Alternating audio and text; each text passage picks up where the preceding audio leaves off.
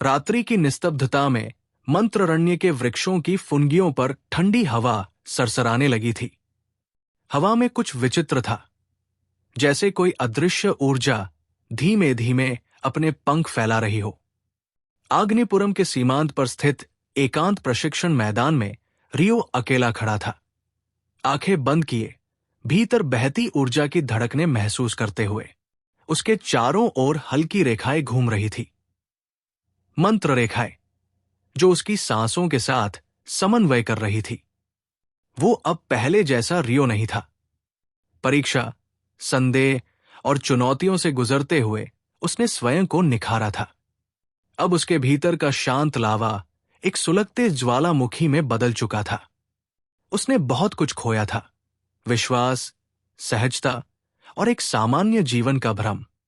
पर उसने बहुत कुछ पाया भी था, ज्ञान, दृष्टि और एक कारण। आज की रात मेरी है, रियो ने धीमे से खुद से कहा, और जो मुझे रोकना चाहेगा वो स्वयं को अग्नि की परीक्षा में पाएगा। दिन भर की कठिन साधना के बाद रियो को आदेश मिला था कि वो दूसरे वर्ष के प्रशिक्षुओं के साथ होने वाली एक गुप्त परीक्षा में भाग ले। ये परीक्षा सामान्य नहीं थी, ये थी तत्वदृष्टि अनुष्ठान। ये एक दुर्लभ परीक्षा थी, जो केवल विशेष रूप से चुने गए विद्यार्थियों को ही दी जाती थी, और जिसमें पास होने पर तत्वों की मूल प्रकृति को अनुभव करने का अधिकार मिलता था। रियो जानता था कि ये अवसर उसे क्यों मिला। प्रधानाचार्य ने उसे देखा था, उसके भीतर उभरते तेज को, उसकी आत्मा में छिपे उस उजाले को जो शायद बाकी सबकी आंखों से छुपा हुआ था। उस रात जब वो अभ्यास कर रहा था, उसके पास अचानक एक साया उभरा, लंबा, काला लबादा पहने हुए, आंखें लाल जैसे ज्वाला की छाया। वह था केल, तृतीय वर्ष का छात्र, जो अतीत में कई बार रियो को नीचा दिखा चुका था। तुम इस परीक्षा के योग्य नहीं हो, रियो, केल ने उसकी ओर देखते हुए कहा। ये तत्व तुम्हें निगल लेंगे। तुम केवल एक दुर्घटना हो, किसी खेल का नतीजा। रियो की आंखें एक क्षण को चमकी। उसने पलटकर उत्तर नहीं दिया, केवल मुस्कराया।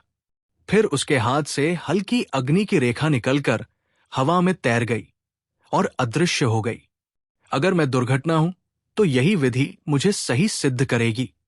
उसका स्वर स्थिर था। अगले दिन सुबह तत्वदृष्टि अनुष्ठान शुरू हुआ।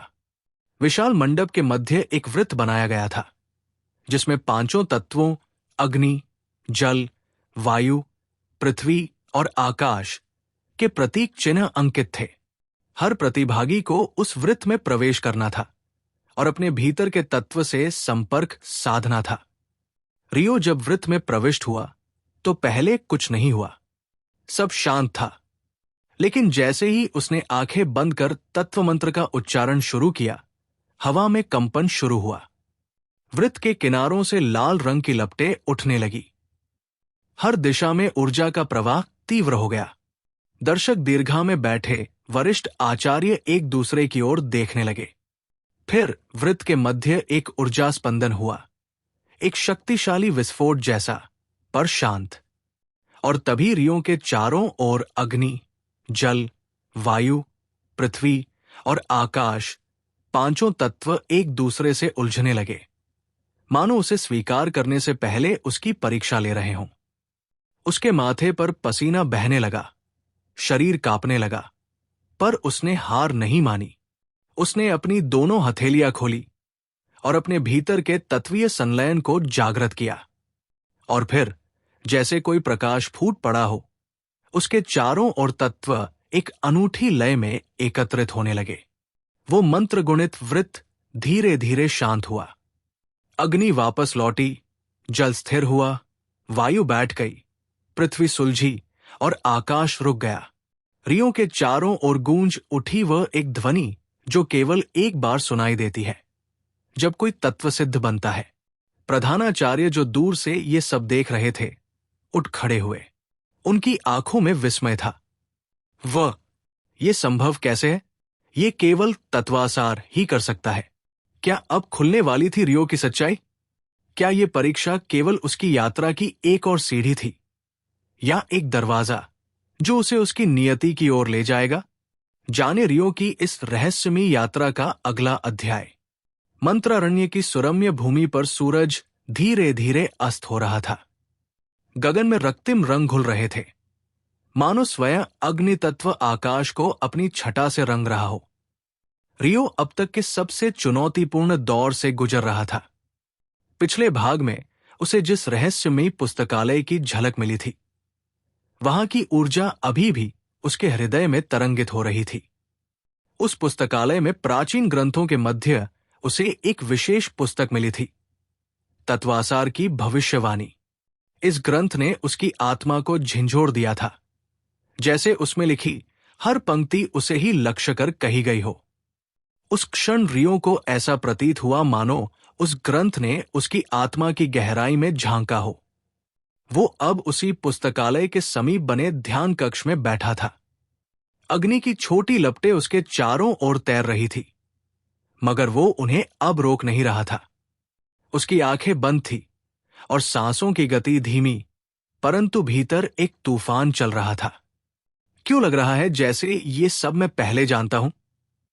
रियो ने आंखें बंद किए ही मन सोचा।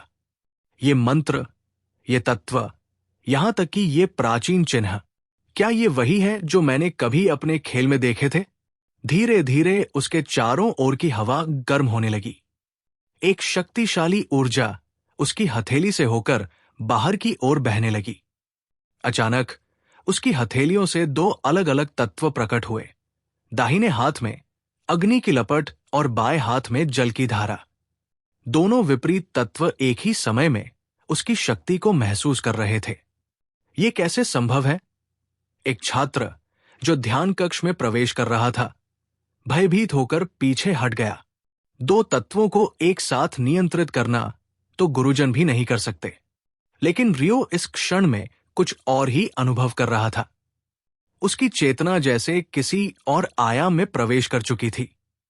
उसने अपने चारों ओर एक वृत्त बनाया, जिसके भीतर अग्नि, जल, वायु और पृथ्वी के प्रतीक अपने अपने स्थान पर चमकने लगे। यही है सच्चा संतुलन। यही है मेरी यात्रा की शुरुआत, रियो ने स्वयं से कहा। तभी ध्यान कक्ष की दीवारों पर लिखे मंत्र उज्जवल होने लगे। एक प्रतिध्वनि गूंजने लगी। तत्वासार जागृत हो चुका है। रियो का दिल तेजी से धड़कने लगा। तत्वासार, उसने फुसफुसाते हुए कहा, क्या ये वही नाम है जो उस दिन ब्रह्मावन के संत ने स्वप्न में कहा था? लेकिन वो विचार अधूरा ही था, क्योंकि अगले ही क्षण वहां उपस्थित सभी छात्र एक साथ चौंक गए। ध्यान कक्ष के मध्य से एक द्वार प्रकट हुआ, एक प्राचीन रहस्यमयी द्वार, जो केवल उन्हीं के लिए खुलता था जो तत्वों के स्वामी होते। रियो, ये द्वार तो सदियों से बंद था, एक वरिष्ठ छात्र ने विस्मय में कहा। लेकिन रियो अब कोई उत्तर नहीं दे रहा था। उसका ध्यान पूरी तरह द्वार पर केंद्रित था, और उसकी चाल अब किसी साधारण छात्र की नहीं, बल्कि एक जागृत योद्धा की थी। जैसे ही वो द्वार के निकट गया, उसका चिन्ह, एक जटिल मंत्र रेखा, उसके माथे पर चमकने लगी। द्वार धीरे धीरे खुला और एक अंधेरे की गहराई में समाता रास्ता दिखने लगा। क्या यह है मेरी अगली परीक्षा? रियो ने धीरे से कहा, और फिर बिना किसी हिचकिचाहट के वो उस अंधेरे रास्ते में प्रवेश कर गया। क्या ये मार्ग रियो को उसके अतीत की सच्चाई से मिलवाएगा? क्या उसके भीतर छिपा रहस्य अब उजागर होने को है? और कौन है जो इन सभी घटनाओं के पीछे छिपा है? जाने के लिए जुड़े रहिए। रियो, तत्वासार का पुनर्जन्म। रात का सन्नाटा धीरे धीरे मंथर हवाओं में घुलता जा रहा था। कक्ष के बाहर मंद रात्रिकालीन रोशनी टिमटिमा रही थी, और वही भीतर रियो की आंखें बंद थी, लेकिन मन में शंकाओं और स्मृतियों की आंधियां चल रही थी। उस दिन की घटनाओं ने उसे भीतर तक झकझोर दिया था। गुरु वायु ऋषि का रहस्यमयी व्यवहार, जल स्नान के समय उस छवि की झलक, और फिर एकाएक चेतना में जागता वह दृश्य, ब्रह्मावन और वह महामुनि जिनकी आंखों में उसने कुछ देखा था, जैसे वो उसकी आत्मा को पहचानते हों। सुबह का पहला प्रकाश जब मंत्रारण्य के पूर्वी आकाश में फैला, रियो एक नए संकल्प के साथ उठा। आज उसे न केवल अपनी शक्ति की दिशा तय करनी थी, बल्कि यह भी समझना था कि वो कौन सी डोर है जो उसे इस संसार से बांधे हुए है और क्यों यह संसार उसे इतना परिचित लगता है। अल्केमी प्रैक्टिकल्स का दिन था।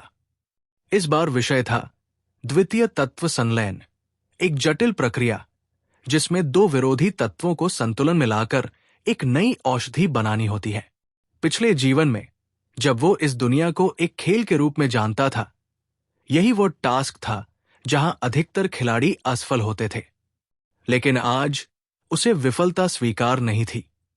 शाला में जैसे ही प्रयोग आरंभ हुआ, रियो ने आग और जल तत्व की छोटी मात्राओं को नियंत्रित करके एक ही पात्र में संलयन शुरू किया। दर्शकगण, छात्र और आचार्य सन्नाटे में थे। जो छात्र पहले उसका उपहास उड़ाते थे, अब उसकी ओर विस्मित नजरों से देख रहे थे। यह कैसे संभव है?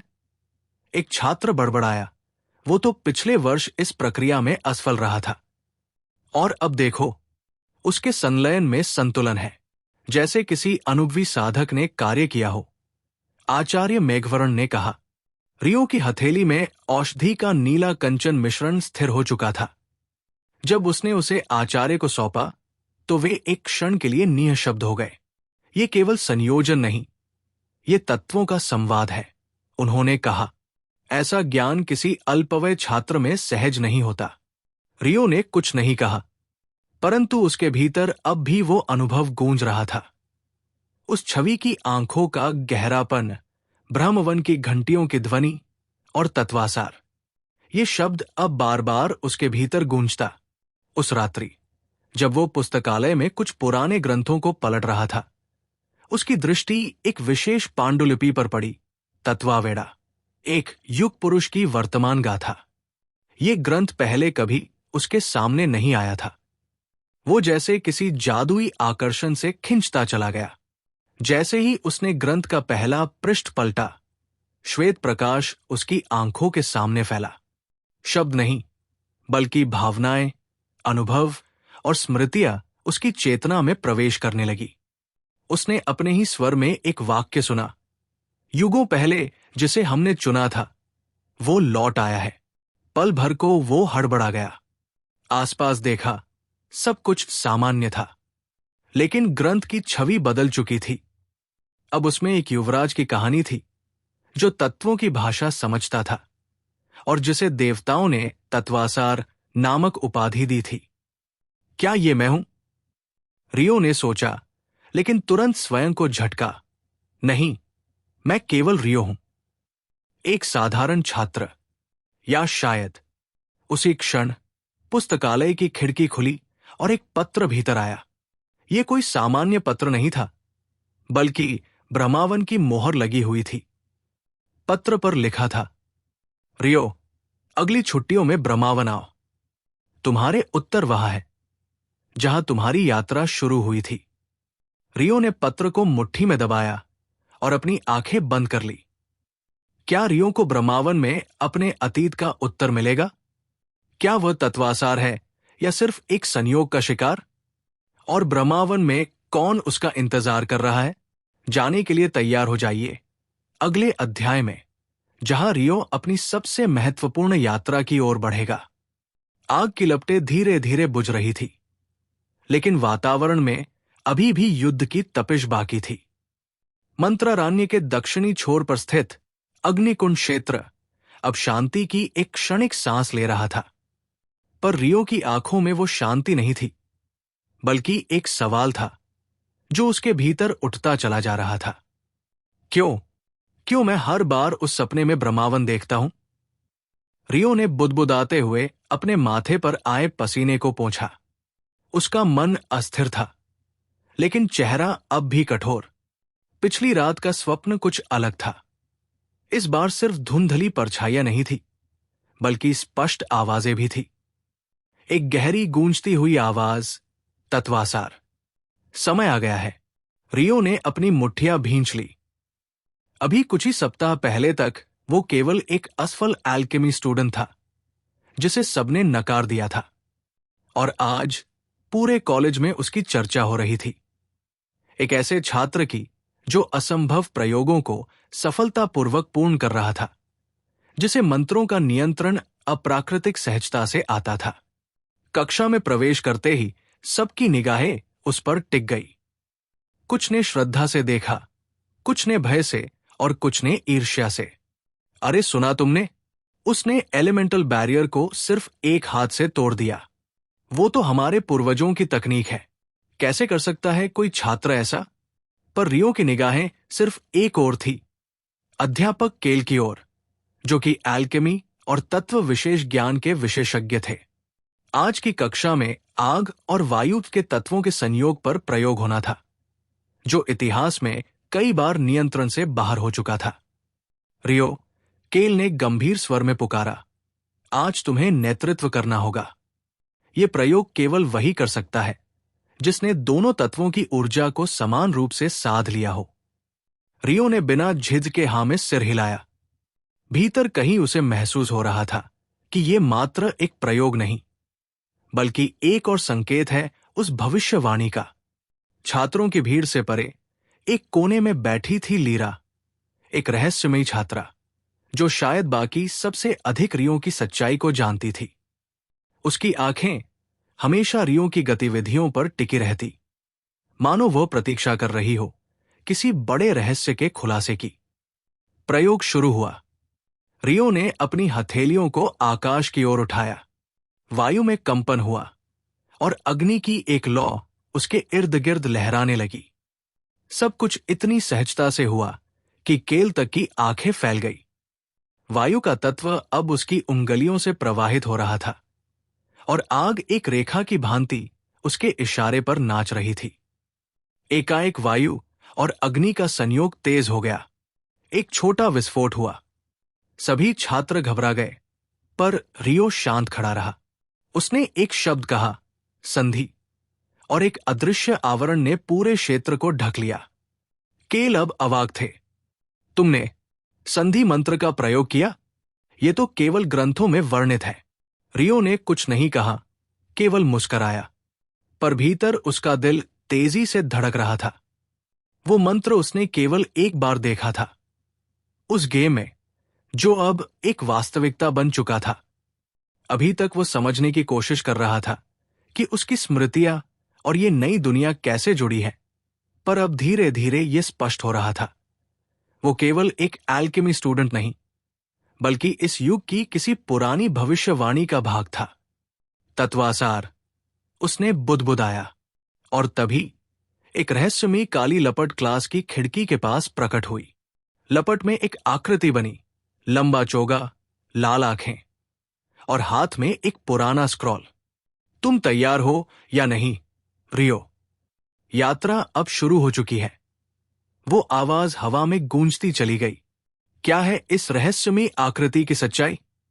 क्या रियो वाकई तत्वासार है या ये कोई भ्रम है? क्या वह अपने भीतर के उत्तरों तक पहुंच पाएगा? जानिए आगे एपिसोड 32 में, रियो, तत्वासार का पुनर्जन्म। धूप की किरणें अब धीरे धीरे मणिद्वीप के आकाश को सुनहरे रंग में रंगने लगी थी। लेकिन रियो की आंखों में जो चमक थी, वो सूर्य की रोशनी से कहीं अधिक तेज थी। उसके सामने खुलती जा रही थी वो रहस्यमयी परतें, जो अब तक केवल भविष्यवाणियों और अधूरे दृष्टांतों तक सीमित थी। तुमने उसे देखा ना? आकाशवाणी की गूंज सुनने के बाद रियो की पहली प्रतिक्रिया यही थी, पर उसके आसपास खड़े लोग अभी भी उस मंत्रसिक्त क्षण से बाहर नहीं निकल पाए थे।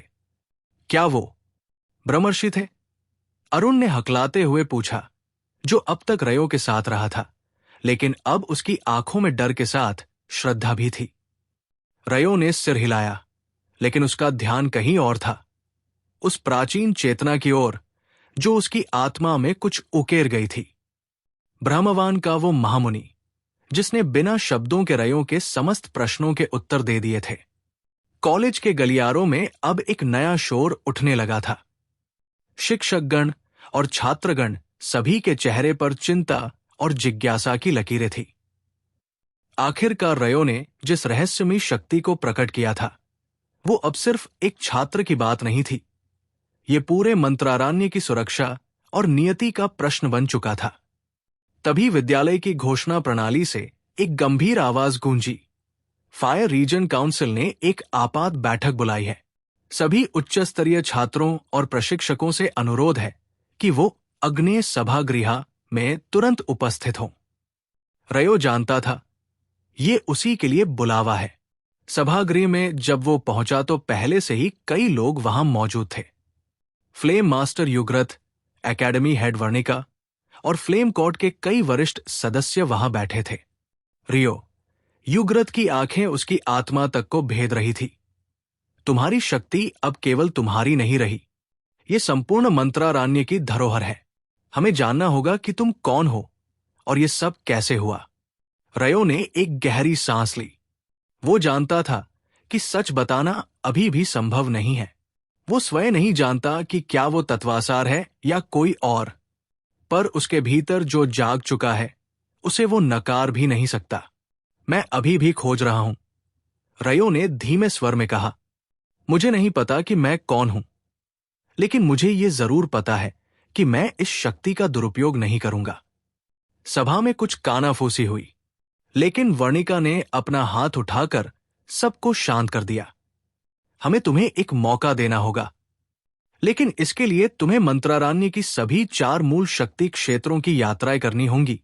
जल, वायु, पृथ्वी और आकाश। वहां के महापुरुषों से अनुमोदन प्राप्त करना ही तुम्हारी अगली परीक्षा होगी। रयो ने चौंक कर उनकी ओर देखा। ये यात्रा कोई साधारण तीर्थ नहीं थी। ये थी एक युद्ध की तैयारी, भीतर और बाहर दोनों के लिए। उसी शाम को जब रयो अपने निवास स्थान पर लौटा तो उसे एक पत्र मिला। ये हस्तलिखित था और जिस मुहर से मोहरबंद था वो स्पष्ट रूप से ब्रह्मावन की थी। पत्र खोला और पढ़ते ही रयो की रूह कांप गई। तत्वासार, अभी तो केवल प्राकट्य हुआ है। सत्य का द्वार खुलना बाकी है। यदि तुम तैयार हो तो अगला संकेत वायुलोक में मिलेगा। ये पत्र केवल एक निमंत्रण नहीं था, ये था एक भविष्य की उद्घोषणा। और तभी दरवाजा अचानक खुला और अंदर आई एक लड़की, जिसकी आंखों में गहराई थी और जो कह रही थी, तुम्हें नहीं लगता कि ये सब कुछ ज्यादा जल्दी हो रहा है? रयो ने उसकी ओर देखा। ये थी एलिरा, एक रहस्यमयी छात्रा जो अब तक छाया में थी, लेकिन जिसने ब्रह्मवान के दर्शन से पहले ही उसे चेतावनी दी थी। तुम जानती थी? रयो ने पूछा। एलिरा की आंखों में एक चमक थी। कई जन्मों की बातें हैं ये, रयो, और ये सिर्फ शुरुआत है। क्या एलिरा भी छुपा रही है कोई रहस्य? क्या रयो को मिल पाएंगे 4 तत्वों के स्वामी?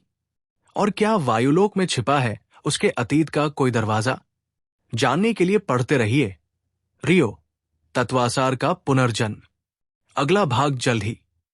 रयो की आंखें एलिरा की आंखों से टकराई और एक अनकही भाषा में दोनों के बीच संवाद हुआ। एलिरा का चेहरा शांत था, लेकिन उसकी आंखें बता रही थी कि वो बहुत कुछ जानती है, शायद उतना ही जितना रयो जानने की कोशिश कर रहा था। तुमने पहले ही चेतावनी क्यों नहीं दी? रयो की आवाज में शिकायत कम और जिज्ञासा ज्यादा थी। एलिरा ने गहरी सांस ली, क्योंकि कुछ रहस्य समय से पहले खुले तो विनाश लाते हैं, और कुछ उत्तर तब तक अधूरे रहते हैं जब तक तुम उनके लिए तैयार न हो जाओ। रयो ने सिर झुकाया। अब उसे समझ आने लगा था कि मंत्रारण्य केवल तत्वों की भूमि नहीं थी।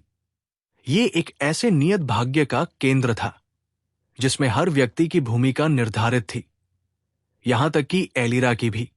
रात का अंधेरा अब फ्लेम एकेडमी पर पूरी तरह छा चुका था, पर रयो की आत्मा में अब न तो अंधकार था और न ही कोई भ्रम। उसके भीतर एक नई ज्वाला जल रही थी, प्रेरणा की, उद्देश्य की और एक सच्चाई को जानने की। अगली सुबह वो वायुलोक के लिए रवाना होने वाला था। क्या तुम तैयार हो? एलिरा ने चलते समय पूछा। रयो ने मुस्कुराते हुए सिर हिलाया। नहीं, पर शायद अब मुझे तैयार होना ही होगा। सफर शुरू हुआ। उनके साथ फ्लेम एकेडमी के विशेष संरक्षक दलमार भी थे, एक अनुभवी योद्धा जो वायु तत्व के क्षेत्रों से परिचित थे।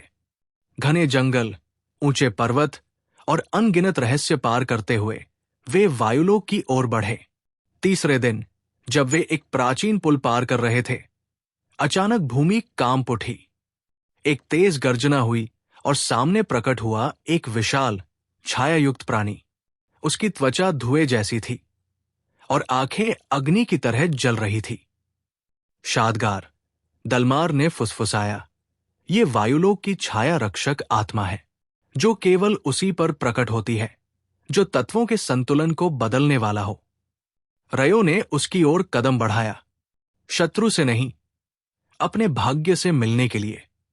मैं रयो हूं, उसने ऊंची आवाज में कहा, और मैं सत्य की खोज में हूं। यदि तुम्हें मुझे परखना है तो करो, मैं पीछे नहीं हटूंगा। शादगार की आंखों में अचानक एक नीली रोशनी चमकी और वो हवा में घुलता चला गया, जैसे वो केवल परीक्षा लेने आया था। दलमार चौंक गया। ये केवल तत्वासार के सामने ही ऐसे शांत होता है। एलिरा ने हल्की मुस्कान दी और रयो की ओर देखा। अब तो तुम भी मानते हो ना कि तुम कुछ खास हो? रयो ने सिर झुकाया। मैं नहीं जानता कि मैं तत्वासार हूं या नहीं, लेकिन मैं ये जानता हूं कि मुझे ये साबित करना होगा, अपने लिए और इस पूरी दुनिया के लिए। वायुलोक का द्वार अब सामने था। बर्फ से ढकी हुई एक चोटी पर एक नीले प्रकाश से जगमगाता हुआ प्रवेश द्वार, जिसके दोनों ओर दो हवाओं के रक्षक खड़े थे। अब यहां से पीछे लौटने का कोई रास्ता नहीं है, दलमार ने कहा। रयो ने द्वार की ओर कदम बढ़ाया। मैं पीछे नहीं हटना चाहता, एलिरा ने धीरे से कहा। यह द्वार तुम्हें न केवल नई परीक्षा देगा, बल्कि तुम्हारे अतीत की भी परतें खोलेगा। सच तैयार है, पर क्या तुम हो? रयो ने बिना पीछे देखे जवाब दिया। अगर सच सामने आ ही गया है तो मैं आंख मिलाकर देखूंगा। क्या वायुलोक में रयो का अतीत छिपा है? क्या एलिरा की बातें केवल चेतावनी है या किसी गहरे रहस्य की भूमिका? क्या शादगार की शांति तत्वासार की पुष्टि थी? जानिए आगे क्या होगा रियो, तत्वासार का पुनर्जन्म की इस अविस्मरणीय यात्रा में। एपिसोड 33 में मिलेगा इसका उत्तर। जल्द ही वायुलोक का द्वार जैसे ही खुला, एक तीव्र शीतल हवा का झोंका रयो और उसके साथियों की ओर आया। ये हवा साधारण नहीं थी, ये चेतावनी थी, परख थी और शायद स्वागत भी।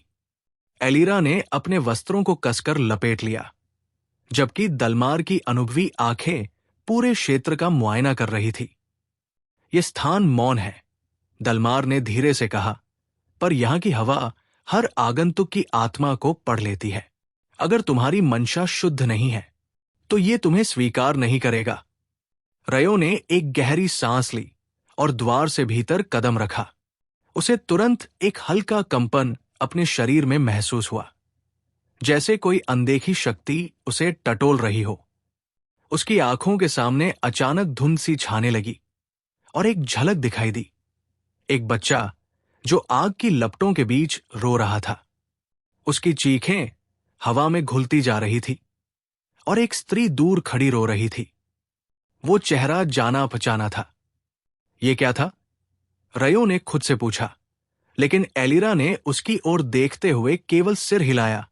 ये वायुलोक का प्रारंभ है। यहां हर कोई अपनी स्मृतियों से गुजरता है। जैसे जैसे वे आगे बढ़े, पेड़ और पत्थर भी हवा की तरह हल्के और पारदर्शी प्रतीत होने लगे।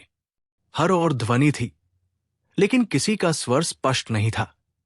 यह किसी सपने जैसा अनुभव था, जहां सब कुछ सजीव होते हुए भी अस्थिर था। अचानक एक वृद्ध स्त्री सामने प्रकट हुई। उसका चेहरा शांत था, पर उसकी आंखों में अथाह गहराई थी। रियो, उसने कहा, तुम यहां क्यों आए हो? रयो चौंका। आप मुझे जानती हैं? मैं हवा की पुरानी आत्मा हूं। हर तत्व की सीमा पर एक प्रहरी होता है और वायुलोक की सीमा पर मैं हूं। मुझे हर वो आत्मा ज्ञात है जो तत्वासार की गंध लिए यहां आती है। मैं तत्वासार नहीं हूं, रयो ने धीमे स्वर में कहा, लेकिन उसकी आवाज में अब पहले जैसी हिचक नहीं थी। नहीं, स्त्री मुस्कराई, पर तुम हो सकते हो। सवाल ये नहीं है कि तुम क्या हो, सवाल ये है कि क्या तुम बनने को तैयार हो। उसने अपना हाथ उठाया और रयो के सामने एक वृत्ताकार चक्र खुल गया। हवा से बना हुआ हल्का सा घूमता हुआ द्वार। ये प्रवेश द्वार है उस स्थान का जहां वायुलोक के 4 स्तर हैं। हर स्तर पर तुम्हें अपनी आत्मा के एक हिस्से से मिलना होगा। डर, भ्रम, मोह और अंततः सत्य। दलमार ने चिंतित स्वर में पूछा, क्या यह आवश्यक है? अगर उसे तत्वों का स्वामी बनना है तो हां, स्त्री ने उत्तर दिया। रयो ने एक क्षण के लिए अपनी मुट्ठियां भींची और फिर उस चक्र की ओर बढ़ गया। मैं अपने डर से भागना नहीं चाहता।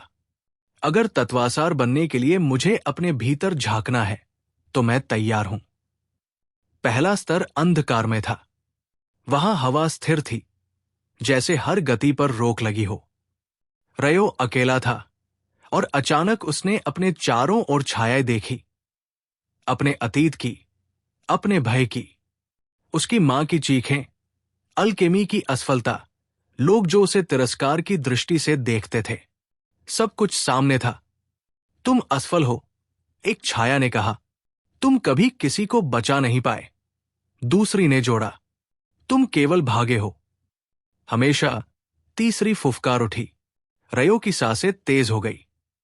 उसने अपने सिर को पकड़ लिया, लेकिन तभी एक हल्की सी आवाज उसके भीतर से उठी। एलिरा की नहीं, दलमार की नहीं, बल्कि खुद की। मैं गिरा था, लेकिन रुका नहीं। मैं टूटा था, लेकिन बिखरा नहीं। मैं डरा था, लेकिन अब नहीं हूं। छायाएं एक एक कर विलीन हो गई। हवा में गति आई और द्वार खुला। पहला स्तर पार हो चुका था। एलिरा, जो बाहर प्रतीक्षा कर रही थी, उसकी ओर देख मुस्कुराई। तुम्हारे भीतर बहुत कुछ है, रियो, लेकिन अभी केवल शुरुआत हुई है। दलमार ने गंभीर स्वर में कहा, हर अगला चरण पिछले से कठिन होगा। और अगला चरण है भ्रम। रयो ने द्वार की ओर देखा, जो अब नीले प्रकाश से चमक रहा था। मैं भ्रमों से लड़ सकता हूं, उसने कहा, लेकिन सच्चाई से नहीं भागूंगा। क्या रियो भ्रम के जाल में फंसकर अपनी पहचान भूल जाएगा? क्या एलिरा उसे उस सच से बचा पाएगी जो उसके भविष्य में छिपा है? और क्या वायुलोक के अंत में मिलेगा वो उत्तर जिसकी तलाश में रियो ने ये यात्रा शुरू की थी? भ्रम का द्वार एक गहरे नीले कुहासे से ढका हुआ था। जैसे ही रियो ने उसमें प्रवेश किया, उसे लगा जैसे किसी ने उसकी दृष्टि छीन ली हो। वो न कुछ देख पा रहा था, नहीं कोई आवाज स्पष्ट सुनाई दे रही थी। चारों ओर केवल धुंध और उसके भीतर अजीब सी बेचैनी। ये स्थान, ये मेरे विचार नहीं, ये सब मेरे भीतर से आ रहा है, रियो ने स्वयं से कहा। अचानक उसे सामने एलिरा की छवि दिखाई दी, लेकिन ये एलिरा अलग थी। उसकी आंखों में घृणा थी। तुमने मुझे धोखा दिया, रियो। मैं तुम्हारे साथ इसलिए नहीं आई थी कि तुम मुझे इस पागलपन में घसीटो। रियो पीछे हट गया। एलिरा, ये तुम नहीं हो, ये मेरा भ्रम है। लेकिन एलिरा की छवि ने तलवार निकाल ली। अगर तुम तत्वासार बनने की कोशिश करोगे तो मैं तुम्हें रोकूंगी। तभी दूसरी ओर से दलमार प्रकट हुआ, पर वो भी बदल चुका था। उसकी आंखें खून से भरी हुई थी और उसका चेहरा एक भयंकर दानव की तरह विकृत था। तुमने मेरी शांति छीनी, रियो।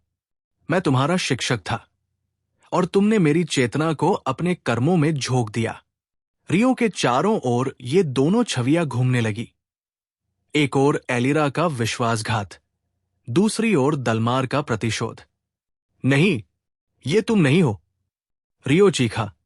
मैं जानता हूं कि तुम दोनों कौन हो।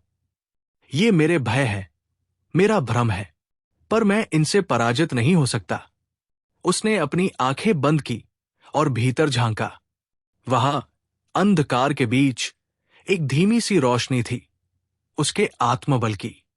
वह रोशनी तेज होती गई और फिर एक ध्वनि गूंजी, जो भ्रम को पहचान ले वो सच्चाई के एक कदम और पास होता है।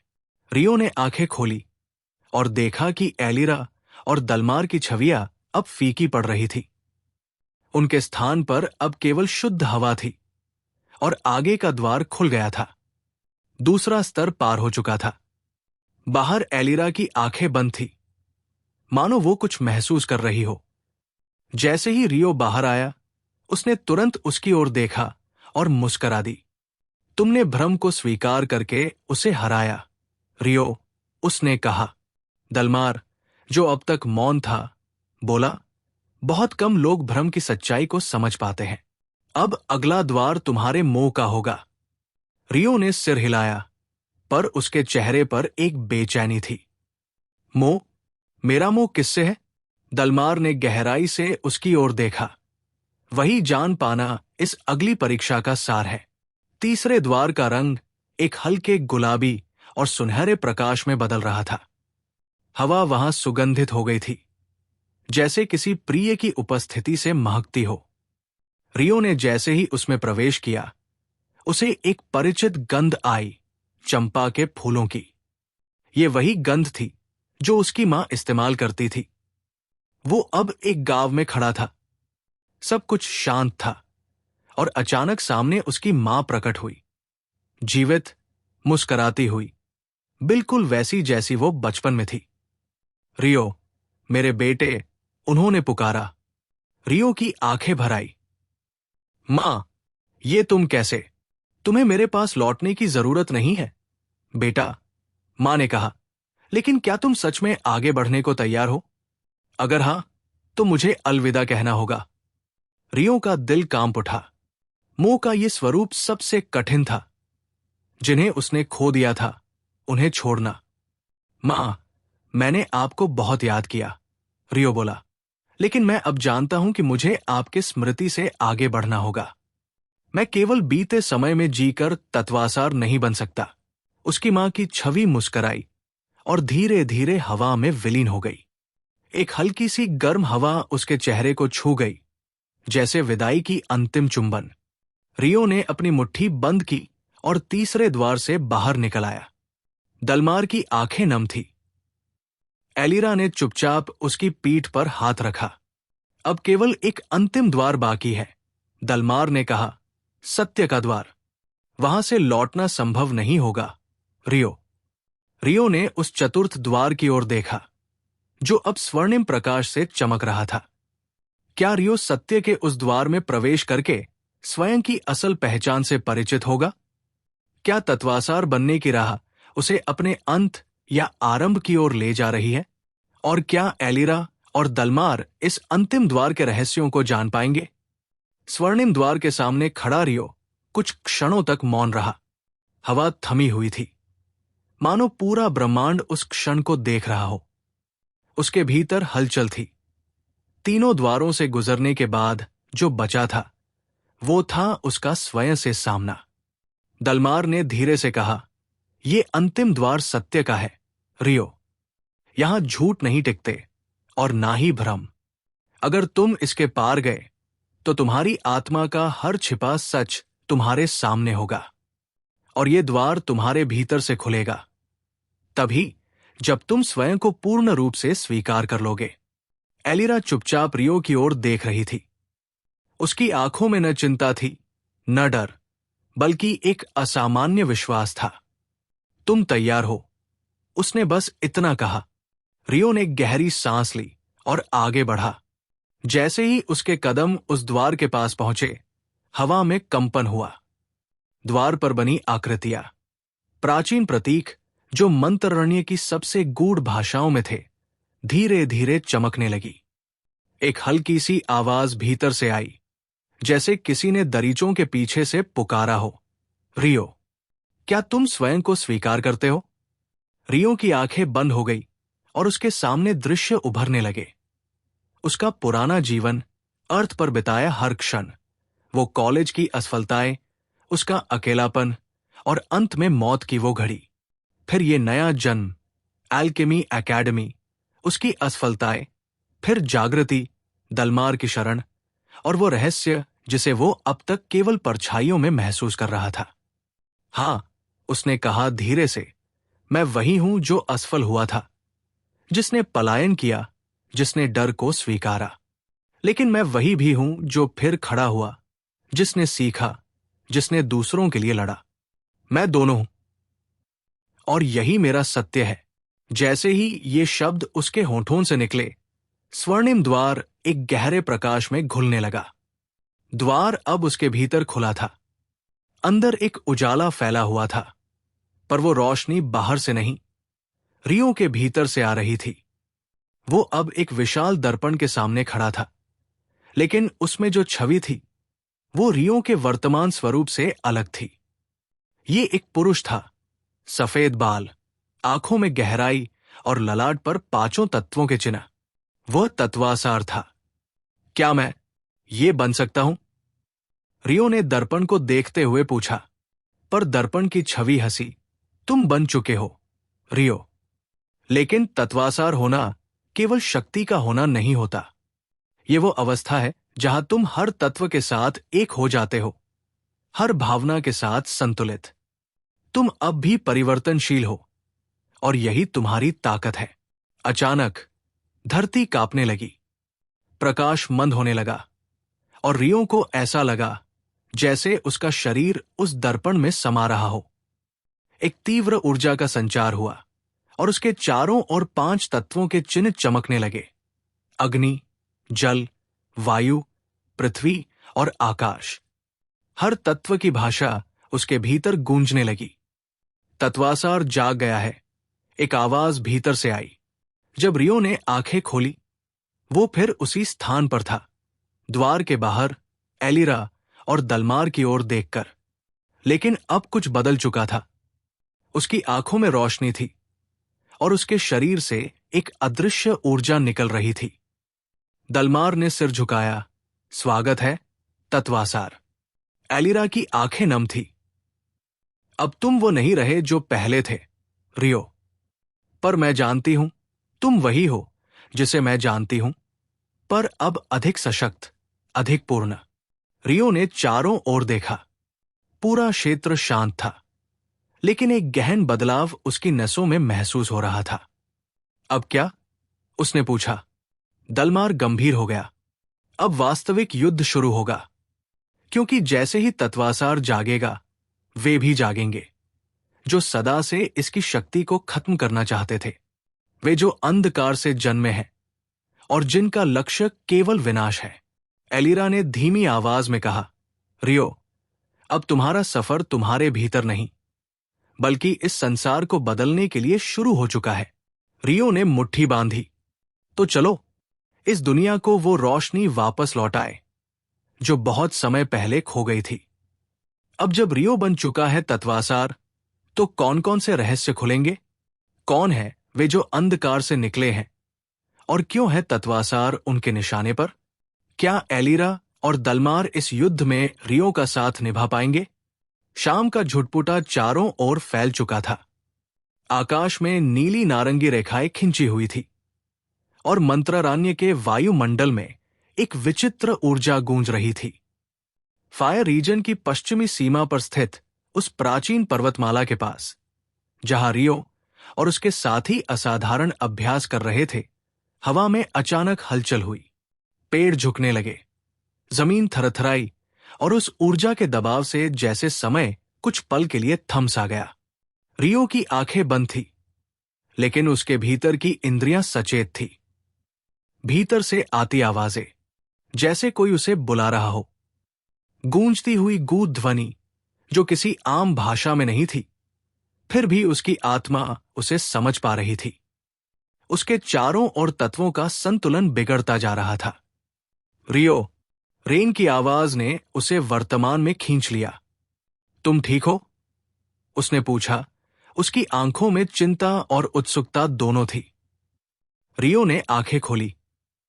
उसके इर्द-गिर्द की हवा भारी लग रही थी, जैसे किसी अदृश्य शक्ति ने अभी अभी उसे जकड़ा था। लेकिन उससे भी ज्यादा उसके मन में उठता यह सवाल था, क्या वह स्थान जो उसने देखा वास्तव में ब्रह्मावन था? क्या वो महान ऋषि वास्तव में उसकी आत्मा को देख पा रहे थे? रियो ने अपने माथे को थाम लिया। उसकी सांसें तेज थी। मैं वहां था, उसने धीरे से कहा। कहा? रे ने पूछा। रियो ने कुछ नहीं कहा। उसकी आंखों में वो चित्र अब भी ताजा था। विशाल स्वर्णिम द्वार, वृक्ष जिनकी शाखाएं आकाश को छू रही थी, और उस ऋषि की गूंजती हुई आंखें जो समय और स्थान के पार देख सकती थी।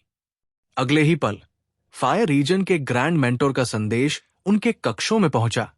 सभी विद्यार्थियों को प्राचीन ग्रंथशाला में तत्काल उपस्थित होना है। एक महत्वपूर्ण घोषणा की जाएगी। सभी छात्र सन्न रह गए थे।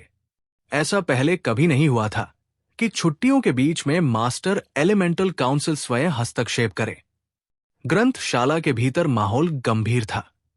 ग्रैंड मेंटोर एल्जिन, जिनकी उम्र और शक्ति दोनों ही रहस्यमय थी, मंच पर खड़े थे। उनकी आवाज धीमी पर दृढ़ थी। तुम में से कई को हाल ही में विचित्र स्वप्न आए होंगे, अनदेखी आवाजें सुनाई दी होंगी, या भीतर कुछ अज्ञात ऊर्जा का संचार हुआ होगा। ये सब संयोग नहीं है। एक प्राचीन भविष्यवाणी, जिसे युगों तक छिपा कर रखा गया, अब जाग चुकी है। सभा में खलबली मच गई। कुछ छात्र फुसफुसाए, कुछ स्तब्ध थे। रियो की दृष्टि मेंटोर एल्जेन पर टिकी हुई थी। तत्वासार, एल्जे ने कहा, कि पुनरागमन के संकेत मिल चुके हैं और अब समय है कि हम मंत्रारण्य की सबसे प्राचीन विरासत की रक्षा के लिए तैयार हों। रे ने रियो की ओर देखा, जिसकी आंखों में भय और विस्मय का मिश्रण था, लेकिन उसके भीतर एक और भाव था, पहचान। रियो ने खुद से पूछा, क्या ये वही तत्वासार है जिसकी छवि उसने स्वप्न में देखी थी, या वो कोई और था? क्यों हर चीज उसे उस दिव्य पुरुष की ओर खींच रही थी जो ब्रह्मावन में था? जैसे ही सभा समाप्त हुई, रियो अकेले लाइब्रेरी की ऊपरी मंजिल पर गया, जहां पुराने शास्त्र रखे जाते थे।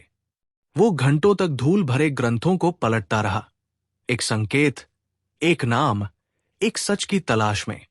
और फिर उसे एक शिलालेख मिला जो अपने भीतर के तत्वों को समझ ले वही तत्वासार की ओर पहला कदम रख सकता है। पर ध्यान रहे, तत्वासार होना केवल शक्ति नहीं, एक उत्तरदायित्व है। उसने अपनी मुट्ठी भींच ली। यदि ये सब संकेत उसकी ओर इशारा कर रहे थे, तो वो सच्चाई को खुद से नहीं छुपा सकता था। लेकिन तभी एक धमाका हुआ। कैंपस के बाहर एक रहस्यमयी शक्ति फूट पड़ी थी। आसमान लाल हो गया और एक अनजान परछाई धीरे धीरे फायर रीजन की ओर बढ़ रही थी। छात्रों में भगदड़ मच गई। रेन और अन्य साथी रियो के पास पहुंचे। हमें चलना होगा, ये कोई सामान्य हमला नहीं।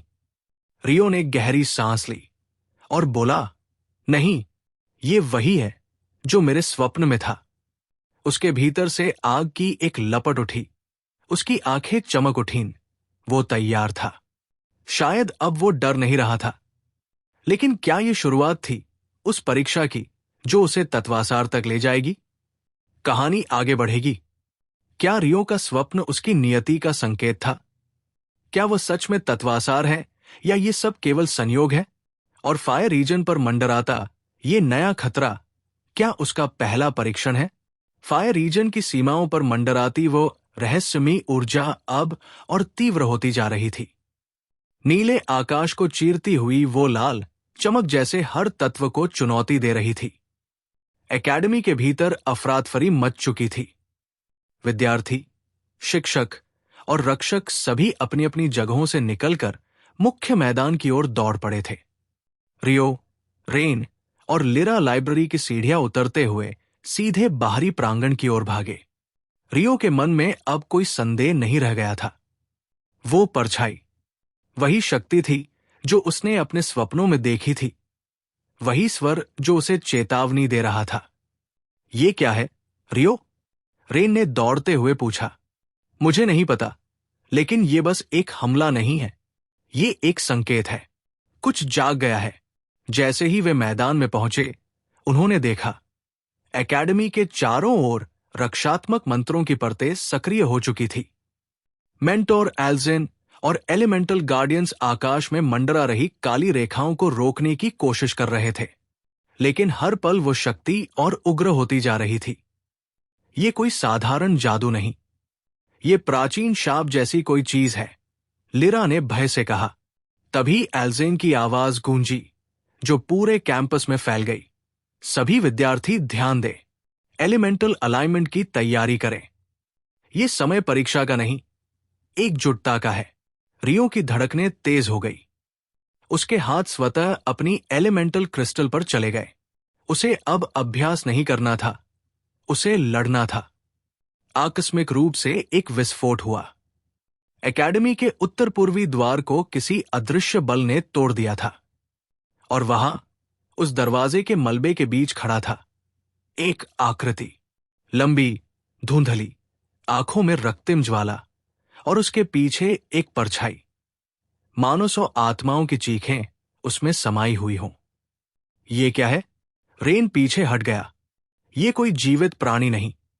रियो फुसफुसाया, ये कोई शेष आत्मा है, शायद एक पर्ज्ड वंस, पुराने काल के वे प्राणी जिन्हें तत्वों से विलग कर दिया गया था, जिनकी आत्मा शरीर में कैद थी और जिनका उद्देश्य केवल विनाश था।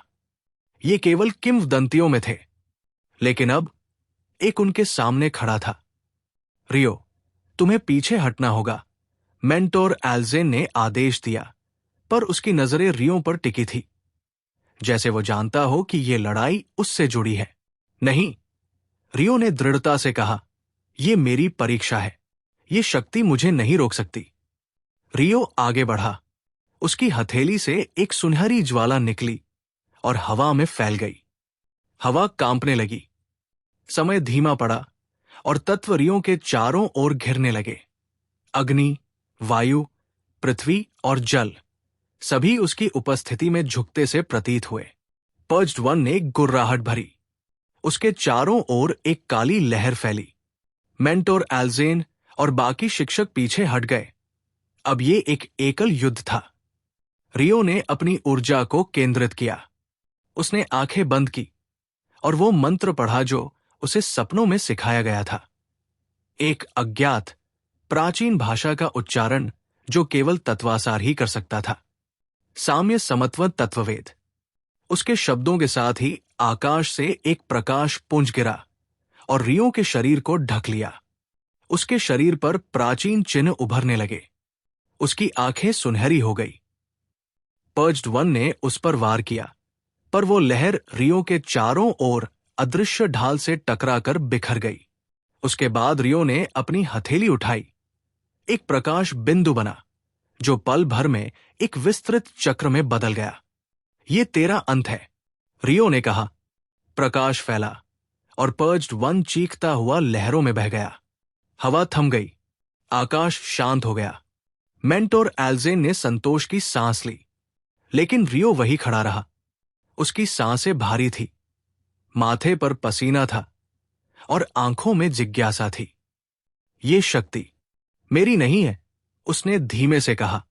ये किसी और की थी, और अब मुझे वो उत्तर खोजने हैं जो इस शरीर से परे हैं।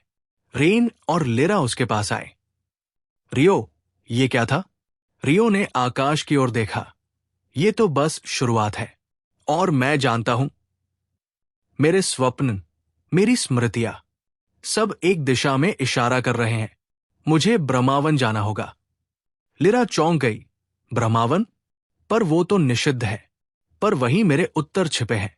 और उस रात, जब बाकी सब अपने कक्षों में लौटे, रियो अकेले लाइब्रेरी के नीचे स्थित एंशिएंट आर्काइव्स में गया, जहां एक दरवाजा था, सील किया गया, समय की रेत में दफन, और उस पर एक शब्द लिखा था, तत्वासार। क्या रियो इस रहस्य से पर्दा उठा पाएगा? क्या ब्रह्मावन ही है उसकी नियति का द्वार? और क्या उसकी शक्तियां वास्तव में उसके भीतर की हैं, या किसी और से जुड़ी हुई? जाने अगले भाग में। नमस्कार दोस्तों, आज के एपिसोड में आगे बढ़ने से पहले आप सबसे एक छोटी सी मदद चाहिए। मैंने देखा है कि चैनल की ग्रोथ थोड़ी धीमी हो गई है, और आप सब्सक्राइब करके बहुत बड़ा सहयोग कर सकते हैं। ये फ्री है, आसान है, और हमें मोटिवेशन देता है कि हम आपको और भी बेहतरीन कहानियां लाकर दें। माफ कीजिएगा, पिछला चैनल डिलीट हो गया था। अब मैं इस नए चैनल पर अपनी खुद की लिखी कहानियां लेकर आया हूं। तो कृपया सब्सक्राइब करें और जुड़े रहें रियो तत्वासार का पुनर्जन्म के साथ। आपका सपोर्ट हमारे लिए बहुत मायने रखता है। तो चलिए अब शुरू करते हैं आज का एपिसोड। एकेडमी की रातें पहले कभी इतनी भारी नहीं लगी थी जितनी अब थी।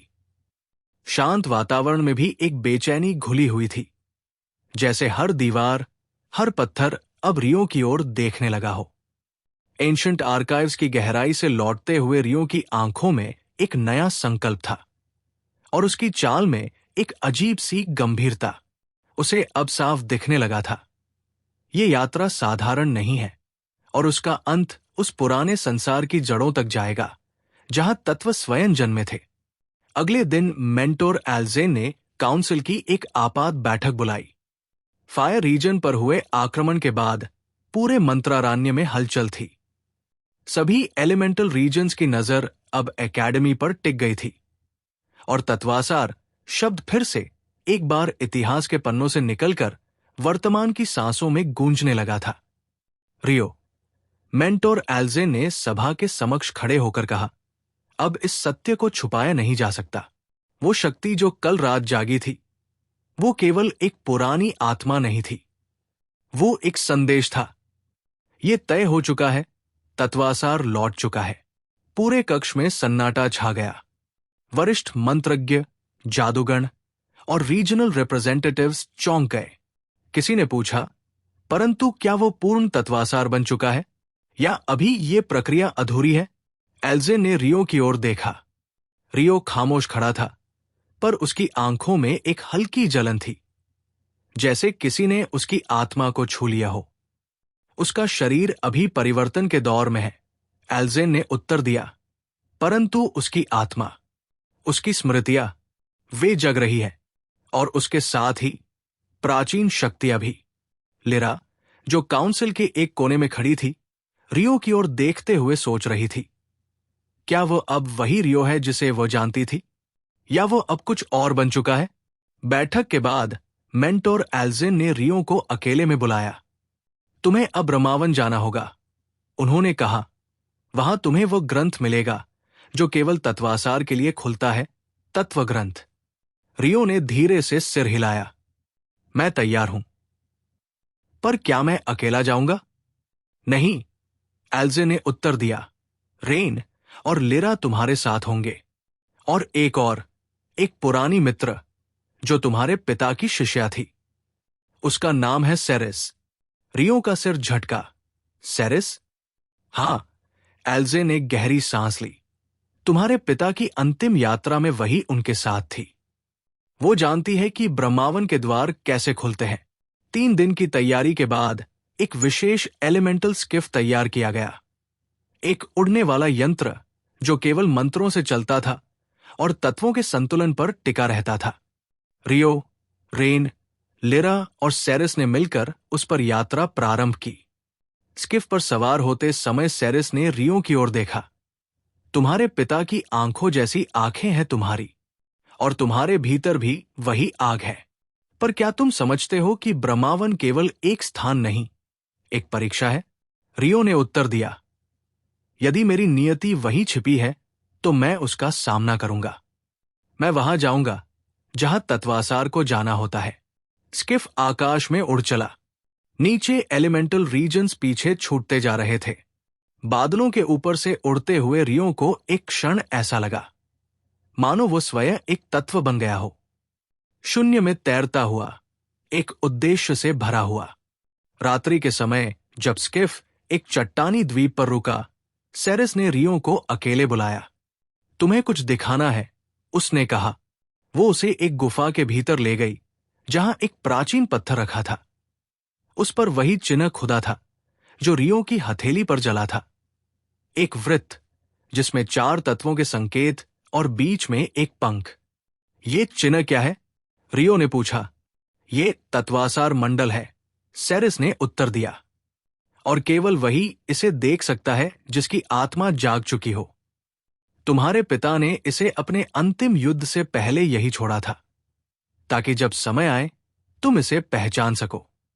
रियो ने धीरे से अपना हाथ पत्थर पर रखा, और उसी पल पत्थर चमकने लगा। गुफा की दीवारें कांपने लगी। एक स्वर गूंजा, जैसे ब्रह्मांड स्वयं बोल रहा हो। तत्वासार, तत्वों का संतुलन अब तेरे हाथ में है। स्मृतियों का द्वार खोला जा चुका है। अतीत अब वर्तमान में समा रहा है और तू वो अंतिम रेखा है, रचना और विनाश के बीच। रियो की आंखें चौंधिया गई। दृश्य बदल गया। वो एक विशाल पुस्तकालय में खड़ा था। चारों ओर उड़ते हुए ग्रंथ, मंत्र और शून्य में तैरती आत्माएं। और सामने खड़ा था उसका अतीत, एक छवि, वही व्यक्ति जिसे वो बार बार सपनों में देखता था। वही आंखें, वही चेहरा। मैं। उस छवि ने मुस्कुराकर सिर हिलाया। हां, रियो, तुम वही हो। और अब अगला कदम ब्रह्मावन है। वहां तुम्हें तत्व ग्रंथ मिलेगा और उस ग्रंथ में छिपा है वो मंत्र जो संसार को तोड़ भी सकता है और जोड़ भी। रियो की आंखें खुली। वो फिर से गुफा में था, सेरिस के साथ। सेरिस ने पूछा, क्या तुमने उसे देखा?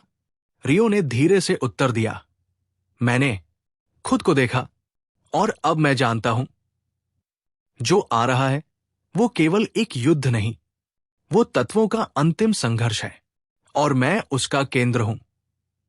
आगे क्या होगा जब रियो और उसके साथी ब्रह्मावन की सीमाओं में प्रवेश करेंगे? कौन से रहस्य छिपे हैं उस निषिद्ध स्थान में? और क्या रियो तत्वग्रंथ तक पहुंच पाएगा? जानिए अगले एपिसोड में। ब्रह्मावन का द्वार अब कुछ ही कोस दूर था, लेकिन रियो और उसके साथियों को पहले उस क्षेत्र से गुजरना था जिसे शून्य स्थान कहा जाता था। यह वो स्थान था जहां न तो कोई तत्व कार्य करता था, न ही कोई मंत्र। एक ऐसा शून्य जहां प्रकृति मौन रहती थी और समय जैसे थम जाता था। स्किफ धीरे धीरे गति खोने लगा। लिरा ने नियंत्रण संभालने की कोशिश की, लेकिन ऊर्जा नदारद थी। यहां कुछ भी काम नहीं कर रहा। रेन ने चिंता में कहा, हम किसी अवरोध क्षेत्र में फंस गए हैं। सेरिस ने शांत स्वर में उत्तर दिया, ये शून्य स्थान है। तत्व यहां मौन हो जाते हैं क्योंकि इस स्थान पर स्वयं तत्वासार की छाया है। यही वो जगह है जहां प्राचीन युग में तत्वासार ने अपना अंतिम ध्यान किया था और यहीं से तत्व ग्रंथ की सुरक्षा आरंभ होती है। स्किफ रुक गया। सभी को अब पैदल यात्रा करनी थी। चारों ओर घना कुहासा फैला हुआ था और हर कदम पर जमीन कांपती सी लग रही थी, जैसे कोई अदृश्य चेतना उनकी उपस्थिति को महसूस कर रही हो। रियो ने गहरी सांस ली और पहला कदम बढ़ाया। उसी पल उसकी हथेली पर बना चिन्ह हल्का चमकने लगा। सेरिस की आंखों में चमक आ गई। ये चिन्ह तुम्हें मार्ग दिखाएगा, उसने कहा। रियो सबसे आगे चल रहा था। जैसे जैसे वे आगे बढ़ते गए, एक रहस्यमयी गूंज सुनाई देने लगी। एक धीमी सी फुसफुसाहट, मानो किसी पुरानी भाषा में कोई मंत्र दोहराया जा रहा हो। लिरा ने डरते हुए पूछा, क्या ये कोई चेतावनी है? सेरिस ने जवाब दिया, नहीं, ये तत्व ग्रंथ के रक्षक है।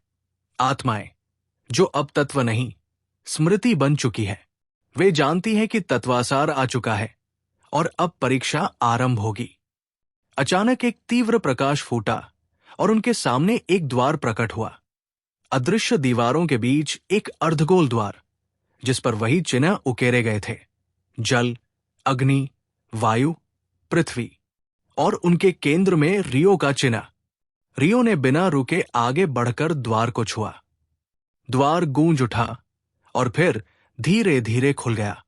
उनके सामने अब एक विशाल गुफा थी, जिसके केंद्र में एक प्रकाश स्तंभ सा खड़ा था। उस स्तंभ के चारों ओर पत्थरों की गोलाकार आकृतियां बनी थी, जैसे कोई प्राचीन सभा हुई हो। सेरिस ने धीरे से कहा, यह ब्राह्म सभा है। यहां तत्वग्रंथ का प्रथम पाठ होता है। जो भी इसके केंद्र में खड़ा होता है, उसे स्वयं तत्वों से संवाद करना पड़ता है। यह तुम्हारी परीक्षा है, रियो। रियो ने सभी की ओर देखा, लिरा, रेन, सेरिस, और फिर बिना कुछ कहे आगे बढ़ा। जब वो स्तंभ के सामने पहुंचा तो एक तेज कंपन हुआ और चारों दिशाओं से अलग अलग तत्वीय प्रतीक प्रकट हुए। अग्नि की लपटें, जल की बूंदें, वायु की लहरें और पृथ्वी की धड़कन। एक गूंजती हुई आवाज आई, तू कौन है जो तत्वों को जगाने आया है? रियो ने उत्तर दिया, मैं रियो हूं, तत्वासार का पुनर्जन्म। क्या तू अपने भीतर तत्वों का संतुलन धारण करता है? रियो ने आंखें बंद कर ली। एक एक कर उसकी स्मृतियों में वे क्षण उभरने लगे। वाटर टेम्पल की परीक्षा, फायर रीजन की लड़ाई, एंशंट आर्काइव्स की आत्मा और वो गुफा जहां उसने स्वयं को देखा था। मैंने तत्वों से सीखा है, उनसे लड़ा है और अब उनके साथ एक होना चाहता हूं, रियो ने कहा। एक गहरी निस्तब्धता के बाद स्तंभ से 4 प्रकाश रेखाएं निकली और रियो के चारों ओर घूमने लगी। वे उसके चारों तत्वीय केंद्रों, मन, हृदय, आत्मा और शरीर को स्पर्श कर रही थी। लिरा ने धीरे से कहा, वह परिवर्तित हो रहा है। सेरिस ने सिर झुका लिया, नहीं, वो जाग रहा है। रियो की आंखें अचानक खुली, पर अब वे वैसी नहीं थी। उनकी पुतलियां 4 तत्वों के रंगों में बंटी थीं, लाल, नीला, सफेद और भूरा। तभी स्तंभ के मध्य से एक पुराना, भारी ग्रंथ बाहर आया, तत्व ग्रंथ। सेरिस ने झुककर कहा, अभिनंदन, रियो, तुमने प्रथम द्वार पार कर लिया है, पर यह केवल शुरुआत है। तत्व ग्रंथ स्वयं तुम्हारी परीक्षा लेगा, और यदि तुम सफल हुए तो ही तुम्हें वो मंत्र मिलेगा जिसे तत्व विमोचन कहा जाता है। रियो ने तत्व ग्रंथ को हाथ में लिया। वो भारी था, केवल भार से नहीं, बल्कि जिम्मेदारी से। ग्रंथ के पहले पन्ने पर लिखा था, संसार की रचना 4 तत्वों से नहीं, एक संकल्प से हुई थी, और उसी संकल्प को ही तत्वासार फिर से पुकारेगा। रियो ने गहराई से सांस ली। मैं तैयार हूं। जो भी सच है, मैं जानना चाहता हूं। क्या तत्वग्रंथ रियो को स्वीकार करेगा? कौन सी दूसरी परीक्षाएं उसकी प्रतीक्षा कर रही है ब्रह्मावन में? क्या रियो तत्व विमोचन को समझ पाएगा, या ये ज्ञान उसे तोड़ देगा? जानिए अगली कड़ी में। रियो की आंखें अभी भी उस नीली ज्वाला में उलझी थी, जो अनायास ही उसकी हथेली में उभर आई थी। ये कोई साधारण ज्वाला नहीं थी, इसमें प्रकृति की चेतना की झलक थी। उसकी त्वचा पर हल्की सी जलन हुई, पर उस जलन में दर्द नहीं, बल्कि चेतना का कोई अज्ञात स्पर्श था, जैसे कोई प्राचीन शक्ति उसे जगाने का प्रयास कर रही हो। ये शक्ति, ये मेरी नहीं हो सकती, रियो ने मन ही मन सोचा। तो फिर ये किसकी है? उसके सामने खड़ा था आकाश, जो अब पूरी तरह क्रोधित हो चुका था। वो रियो की ओर बढ़ा। उसकी तलवार से निकलती हुई वायुपुंज की धाराएं जमीन को काटती जा रही थी। अब बताओ रियो, आकाश गर्जा, तुम कौन हो वास्तव में, और तुम्हारे भीतर ये ताकतें कहां से आ रही हैं? रियो की आंखों में एक पल के लिए अजनबीपन था, पर फिर वो मुस्कराया। मैं खुद नहीं जानता कि मैं कौन हूं, लेकिन इतना जानता हूं कि मैं अब वो नहीं हूं जो पहले था। भीड़ जो अब तक चुप थी, वो धीरे धीरे फुसफुसाहटों में बदलने लगी। कुछ ने कहा, क्या रियो वाकई कोई विशेष है? तो कुछ बोले, कहीं वह भविष्यवाणी में बताए गए तत्वसार तो नहीं। पर रियो के मन में अब भी उथल पुथल थी। मैं इस दुनिया में आया तो एक अजनबी की तरह था। मुझे लगा मैं किसी खेल या भ्रम में फंस गया हूं, पर अब सब कुछ बदलता जा रहा है। तभी एक रहस्यमय गूंज गूंजी, एक वृद्ध आवाज जो न तो किसी के मुंह से निकली थी और न ही किसी तांत्रिक जंतर से। प्रथम चक्र पूरा हुआ, दूसरा प्रारंभ होगा जब आत्मा ब्रह्मवन का द्वार छू ले। रियो की सांसें थम गई। ये वही आवाज थी जिसे उसने कभी एक धुंधली सी दृष्टि में देखा था। एक ऋषि जिनकी आंखें किसी आकाशीय ज्योति की तरह चमक रही थी। क्या मैं सच में किसी उद्देश्य के लिए भेजा गया हूं? वो सोचता रहा। उधर आकाश की तलवार अब भी हवा चीर रही थी, पर रियो ने उसका वार हाथ से रोक लिया, बिना किसी रक्षा मंत्र या कवच के। और तभी उसकी हथेली से आग की लपटें निकली, जो हवा और जल को पार करती हुई सीधी आकाश के हाथों तक पहुंची। मगर रियो ने वार रोका। आग हवा में बिखर गई। मैं लड़ने नहीं आया, आकाश। मैं खुद को समझने आया हूं। अगर तुम मेरे साथ हो सकते हो तो चलो, वरना मैं अकेला ही रास्ता तय कर लूंगा। आकाश हक्का बक्का रह गया। एक क्षण में उसे रियो के भीतर कुछ गूढ़ दिखा, कुछ जो उसने आज तक किसी में नहीं देखा था। और फिर गुरु वशिष्ठ के आदेश पर परीक्षा रोक दी गई। रियो, गुरु बोले, तुम्हारी यात्रा अब इस संस्थान की दीवारों से बाहर होगी। तुम्हें ब्रह्मवन जाना होगा। वहां तुम्हारे उत्तर छिपे हैं। रियो का दिल धड़क उठा। ब्रह्मवन, वही स्थान जिसका उल्लेख उसने उन प्राचीन पांडुलिपियों में पढ़ा था। वही स्थान जहां वो वृद्ध ऋषि बार बार उसकी चेतना में प्रकट होते थे। अगले ही दिन उसे एक रहस्यमयी नक्शा सौंपा गया। ये तुम्हारे लिए है, गुरु बोले। ये केवल वही पढ़ सकता है जिसकी आत्मा जागृत हो रही हो। रियो ने नक्शा खोला और उसके चारों ओर मंत्रमयी ऊर्जा की लहरें फैलने लगी। भीड़ अब पूरी तरह सन्न थी। रियो अब कोई साधारण विद्यार्थी नहीं था। वो अब बन रहा था एक रहस्य, एक कथा, एक भविष्यवाणी का केंद्र। और कहीं दूर एक छाया मुस्करा रही थी। वो जानती थी कि तत्वसार ने अपनी पहली परीक्षा पास कर ली है। क्या ब्रह्मवन की यात्रा रियो को उसकी असली पहचान तक ले जाएगी? क्या वो वृद्ध ऋषि उसे मार्ग दिखाएंगे या कोई नया खतरा उसका इंतजार कर रहा है? क्या रियो अब सच में इस रहस्यमयी दुनिया का हिस्सा बन चुका है, या ये अभी भी एक भ्रम है?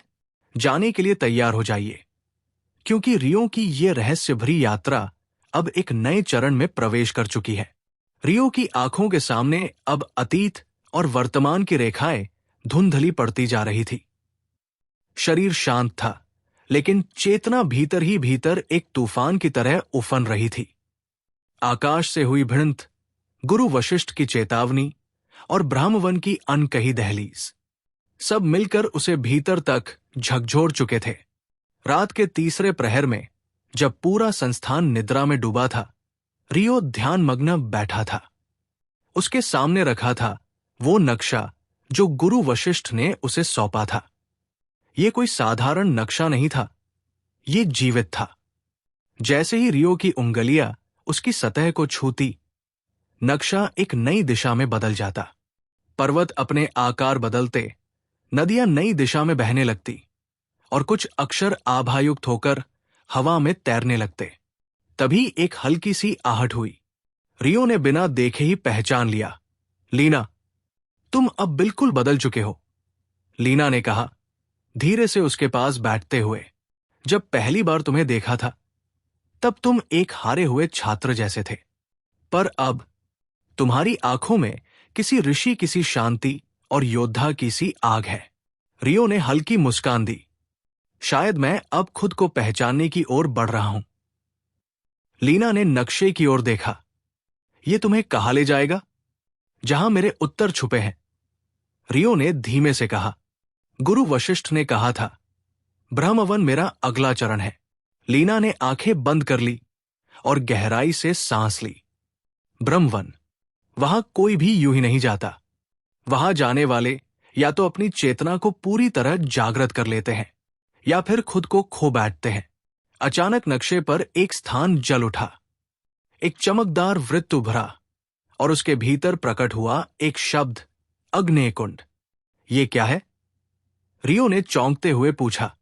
लीना ने फुसफुसाते हुए कहा, कहते हैं वहां ही अग्नि तत्व की आत्मा जागृत होती है। जो वहां प्रवेश करता है वह या तो तत्व में समाहित हो जाता है या राख बन जाता है। रियो ने नक्शा मोड़कर संभाल लिया। मुझे जाना होगा, अब और प्रतीक्षा नहीं कर सकता। उसी क्षण एक गूढ़ मंत्र ध्वनि हवा में गूंजने लगी, जैसे किसी ने उस क्षण को पहले ही भविष्य में देख रखा हो। गुरु वशिष्ठ ने रियो को बुलाया। तुमने आज तक जितनी परीक्षाएं दी हैं, वे सब केवल प्रस्तावना थी। गुरु बोले, अब तुम्हें उस मार्ग पर बढ़ना है जहां कोई शिक्षा नहीं, केवल अनुभूति है। तुम्हें ब्रह्मवन के प्रवेश द्वार तक जाना होगा और उसका पहला चरण है अग्नेयकुंड। रियो ने सिर झुकाकर कहा, मैं तैयार हूं। गुरु ने उसे एक लघु मंत्र दिया। ये मंत्र केवल वहां काम करेगा जहां अग्नि तुम्हें स्वीकार करेगी। अगली सुबह रियो ने अपने वस्त्र बदले। वो अब किसी छात्र की भांति नहीं, एक पथिक की भांति लग रहा था, विचारशील, दृढ़ और अडिग। लीना ने उसे जाते हुए देखा।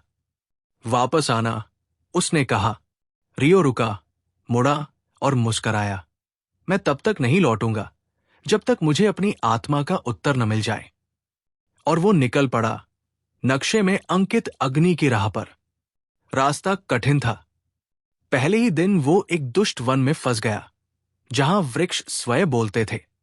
उन्होंने उसे भ्रमित करने की कोशिश की, पर रियो अब ऐसा नहीं था जिसे शब्दों से उलझाया जा सके। उसने उस वन को पार किया। दूसरे दिन उसे एक झील मिली, नीली, शांत और मृतप्राय। पर जैसे ही उसने उसमें झांका, उसका अक्स नहीं, बल्कि उसकी पुरानी आत्मा का प्रतिबिंब दिखा। वही कमजोर, डरपोक रियो। वो हंसा और कहा, अब मैं वो नहीं हूं। झील ने रास्ता खोल दिया। अंततः 3 दिन की यात्रा के बाद वो पहुंचा अग्नेय कुंड के समीप। वहां एक द्वार था और द्वार पर लिखा था, जो तत्व को थाम सके वही तत्वसार बन सके। रियो ने अपनी हथेली आगे बढ़ाई। द्वार जल उठा। चारों ओर अग्नि की लपटें उठीं। गर्मी तीव्र होती गई, पर रियो ने आंखें बंद कर ली। उसने वो मंत्र दोहराया जो गुरु ने दिया था। और फिर अग्नि शांत हो गई। दरवाजा खुला। रियो ने पहला पग भीतर रखा। क्या रियो अब अग्नि तत्व की असली परीक्षा में सफल होगा? क्या ये उसका जागरण है या विनाश की ओर पहला कदम? क्या ब्रह्मवन अब निकट है या ये केवल एक और छलावा? जाने के लिए तैयार रहिए, क्योंकि अगला अध्याय रचेगा रियो की आत्मा का भविष्य।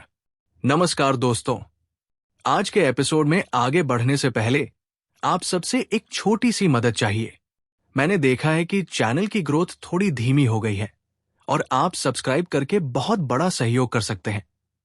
ये फ्री है, आसान है और हमें मोटिवेशन देता है कि हम आपको और भी बेहतरीन कहानियां लाकर दें। माफ कीजिएगा, पिछला चैनल डिलीट हो गया था। अब मैं इस नए चैनल पर अपनी खुद की लिखी कहानियां लेकर आया हूं। तो कृपया सब्सक्राइब करें और जुड़े रहें रियो तत्वासार का पुनर्जन्म के साथ। आपका सपोर्ट हमारे लिए बहुत मायने रखता है। तो चलिए अब शुरू करते हैं आज का एपिसोड। धूप की किरणें मंद्रारण्य के सघन वृक्षों को चीरती हुई जमीन तक पहुंच रही थी। हवाओं में अब भी उस भीषण युद्ध की गंध थी जो कुछ ही दिन पहले छिड़ा था। परंतु आज की सुबह अलग थी।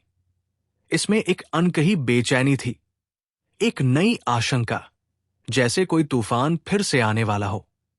रियो अब भी थका हुआ था, पर उसके नेत्रों में परिपक्वता और चेतावनी दोनों स्पष्ट थी। उसके चारों ओर उसकी नई बनी टीम थी। नीरा, जो अब पहले से कहीं अधिक आत्मविश्वासी और दृढ़ बन चुकी थी।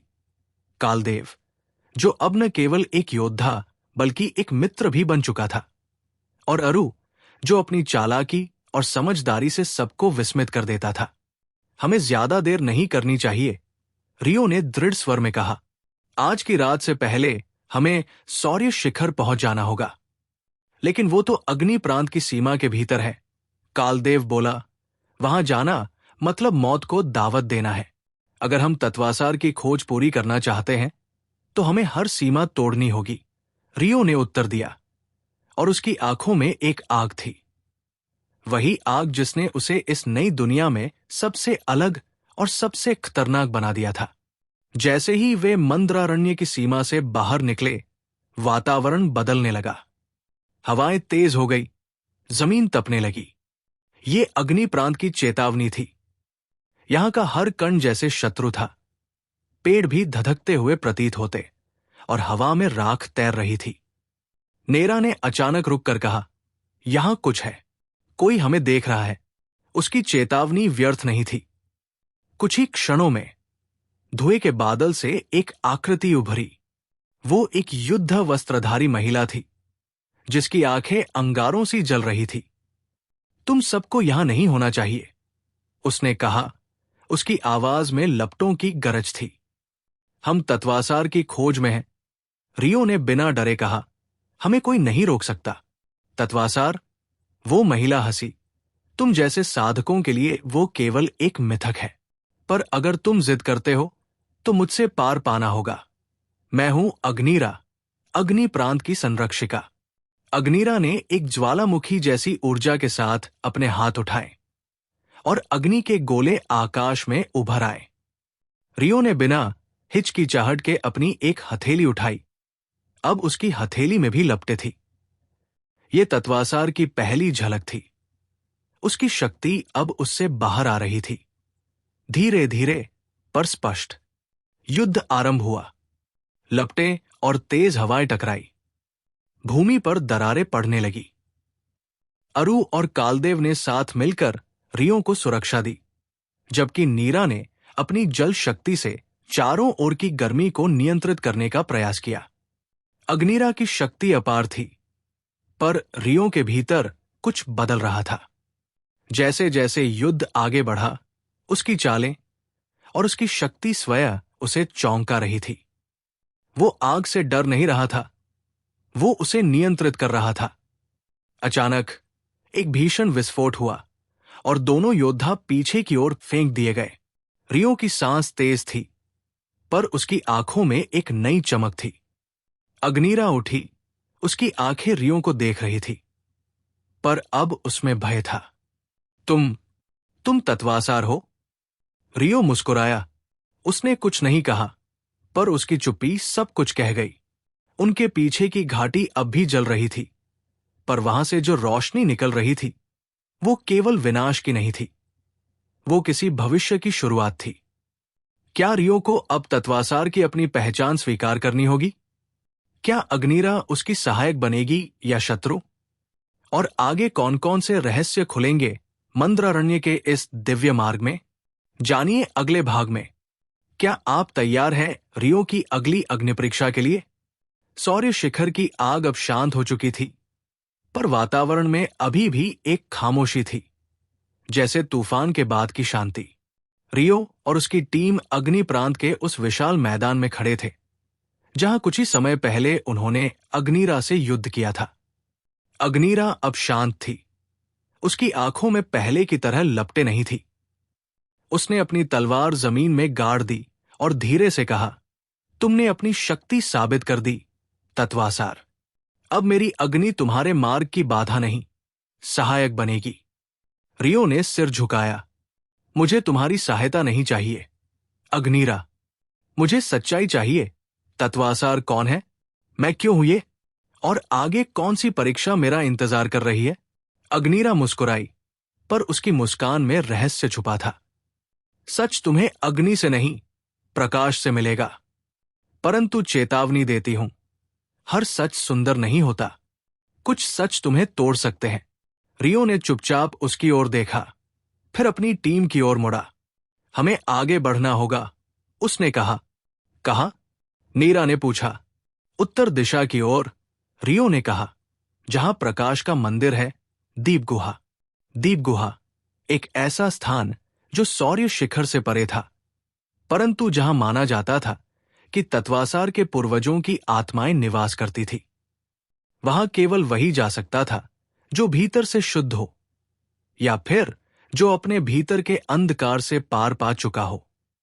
यात्रा कठिन थी। धधकती जमीन से चलकर अब वे शुष्क मैदानों में प्रवेश कर चुके थे, जहां रेत हर दिशा में फैली थी। इस भूमि में दिशाएं धोखा देती थी और समय स्थिर सा प्रतीत होता था। सूरज सिर पर था, पर उसकी गर्मी अब डराने वाली नहीं थी। ये केवल एक और परीक्षा थी। अरु ने झुंझलाते हुए कहा, यह जगह पागल कर देने वाली है। न दिशा का पता, न समय का। हम यहां से कितनी दूर हैं? दीप गुहा दूर नहीं, कालदेव ने धीरे से कहा, पर उसकी राह मन की गहराइयों से होकर गुजरती है। ये भूमि खुद से लड़ने का स्थान है। अचानक सामने से एक तेज प्रकाश चमका। सबने आंखें मिचका ली। जब उन्होंने फिर से आंखें खोली तो दृश्य बदल चुका था। वे अब एक अजीब सी जगह में खड़े थे। ना रेत, ना पेड़, ना आकाश, केवल एक अनंत खालीपन, और उसके बीचों बीच एक पत्थर की वेदी जिसके चारों ओर 7 ज्योतिर्मय स्तंभ थे। हर स्तंभ पर एक अलग रंग की ज्वाला जल रही थी। ये क्या है? नीरा ने कांपती आवाज में पूछा। अग्निरा, जो अब तक पीछे थी, आगे आई। ये है दीपगुहा का प्रवेश द्वार। 7 ज्वालाएं, 7 सत्य। अगर रियो इनमें से हर एक ज्वाला को स्पर्श करता है तो उसे तत्वासार बनने का पहला दर्शन मिलेगा। पर हर ज्वाला एक सत्य दिखाएगी, एक ऐसा सत्य जिसे सहना सबसे कठिन होता है। रियो ने बिना किसी हिचकिचाहट के पहला कदम आगे बढ़ाया। उसकी हथेली नीली ज्वाला की ओर बढ़ी।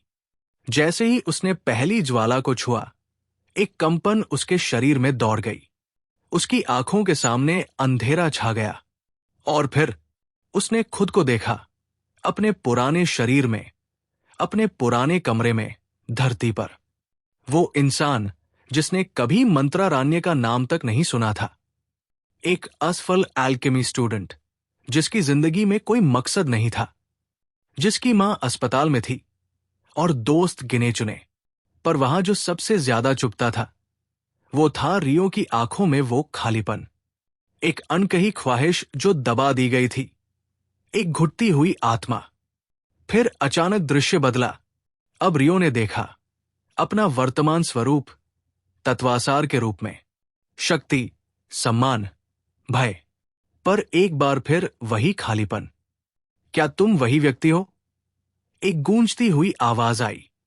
रियो ने उत्तर नहीं दिया, पर उसकी आंखें भर आई थी। उसने पहली बार स्वीकारा, उसकी सबसे बड़ी कमजोरी थी खुद को पहचानना। जैसे ही वो अपने वर्तमान रूप को देख रहा था, उसकी छवि टूटी और वो वापस दीपगुहा के द्वार पर लौट आया। बाकी सभी उसे देख रहे थे, कुछ आश्चर्य से, कुछ भय से। क्या हुआ? कालदेव ने पूछा। पहला सत्य, रियो ने धीमी आवाज में कहा। मैं खुद को नहीं जानता। अग्निरा ने सिर झुकाया। और यही पहली कुंजी है तत्वासार बनने की। रियो ने एक बार फिर आगे कदम बढ़ाया। अब उसकी नजर पीली ज्वाला पर थी। पर तभी जमीन कांप उठी। एक विशाल दरार वेदी के बीचों बीच फैल गई और 7 ज्वालाएं एक क्षण को डगमगाई। आकाश में एक काली छाया उभरी और एक अजनबी स्वर गूंजा। तत्वासार की राह आसान नहीं, रियो।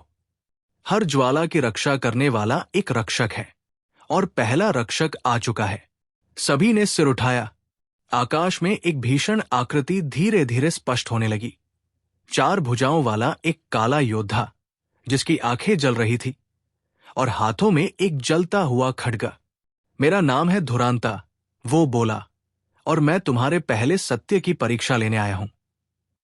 रियो ने गहरी सांस ली। तो अब परीक्षा शुरू होती है, असली परीक्षा। क्या रियो इस रहस्यमयी रक्षक को पराजित कर पाएगा?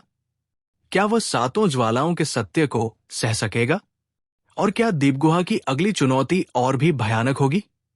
दीप्तिमान ज्वालाओं के बीच रियो निःशब्द खड़ा था, जैसे उसकी आत्मा ने कुछ ऐसा देख लिया हो जिसे शब्दों में बयां करना असंभव हो।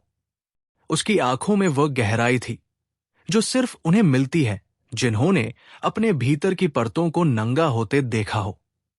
कालदेव उसके पास आया और कंधे पर हाथ रखा। तुमने पहली ज्वाला को पार कर लिया, रियो। अब अगली राह और कठिन होगी। रियो ने उसकी ओर देखा और सिर हिलाया। मैं तैयार हूं। दूसरी ज्वाला पीली, सूर्य जैसी चमकती। जैसे ही रियो ने उसे छुआ, वो फिर से एक नई अनुभूति में डूब गया। अब वो मंत्रारण्य में नहीं था और ना ही पृथ्वी पर। ये एक बीच की जगह थी जहां समय और स्थान दोनों मौन थे। उसने देखा नीरा, अरु, कालदेव और स्वयं रियो। पर दृश्य विचलित करने वाला था। उनमें से हर एक उसके विरुद्ध खड़ा था। नीरा की आंखों में क्रोध, अरु की आंखों में घृणा, कालदेव की तलवार उसके गले पर।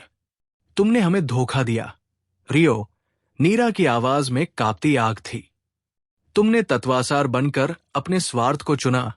कालदेव बोला, हम तुम्हारे साथी नहीं, तुम्हारे उपकरण थे। अरु की घृणा तीखी थी। रियो ने उन्हें समझाने की कोशिश की, लेकिन उसकी आवाज गायब थी। उसका मुंह खुलता, पर कोई शब्द नहीं निकलता। वो चीखा, मगर मौन गूंजता रहा। और फिर अंधेरा। जब वो लौटा, दीप गुहा की भूमि फिर से उसके पैरों तले थी। उसका माथा पसीने से भीगा हुआ था, दिल जोरों से धड़क रहा था। अग्निरा ने उसकी आंखों में देखा। दूसरा सत्य कठिन होता है। यह बताता है कि तुम्हारे अपने ही कभी तुम्हारे विरुद्ध खड़े हो सकते हैं। रियो ने सिर झुकाया। अगर मैं तत्वासार बनूं, तो शायद मुझे सब कुछ खोना पड़े। सब कुछ। कालदेव आगे बढ़ा, पर कुछ कह नहीं सका। रियो की आंखों में जो पीड़ा थी, वो समझने लायक नहीं थी। वो केवल महसूस की जा सकती थी।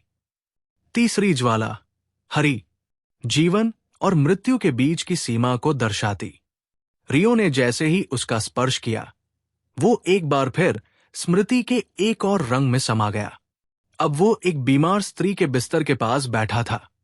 उसकी मां, अस्पताल के कोने में अकेली, ऑक्सीजन मास्क से सांस लेती, आंखें बंद।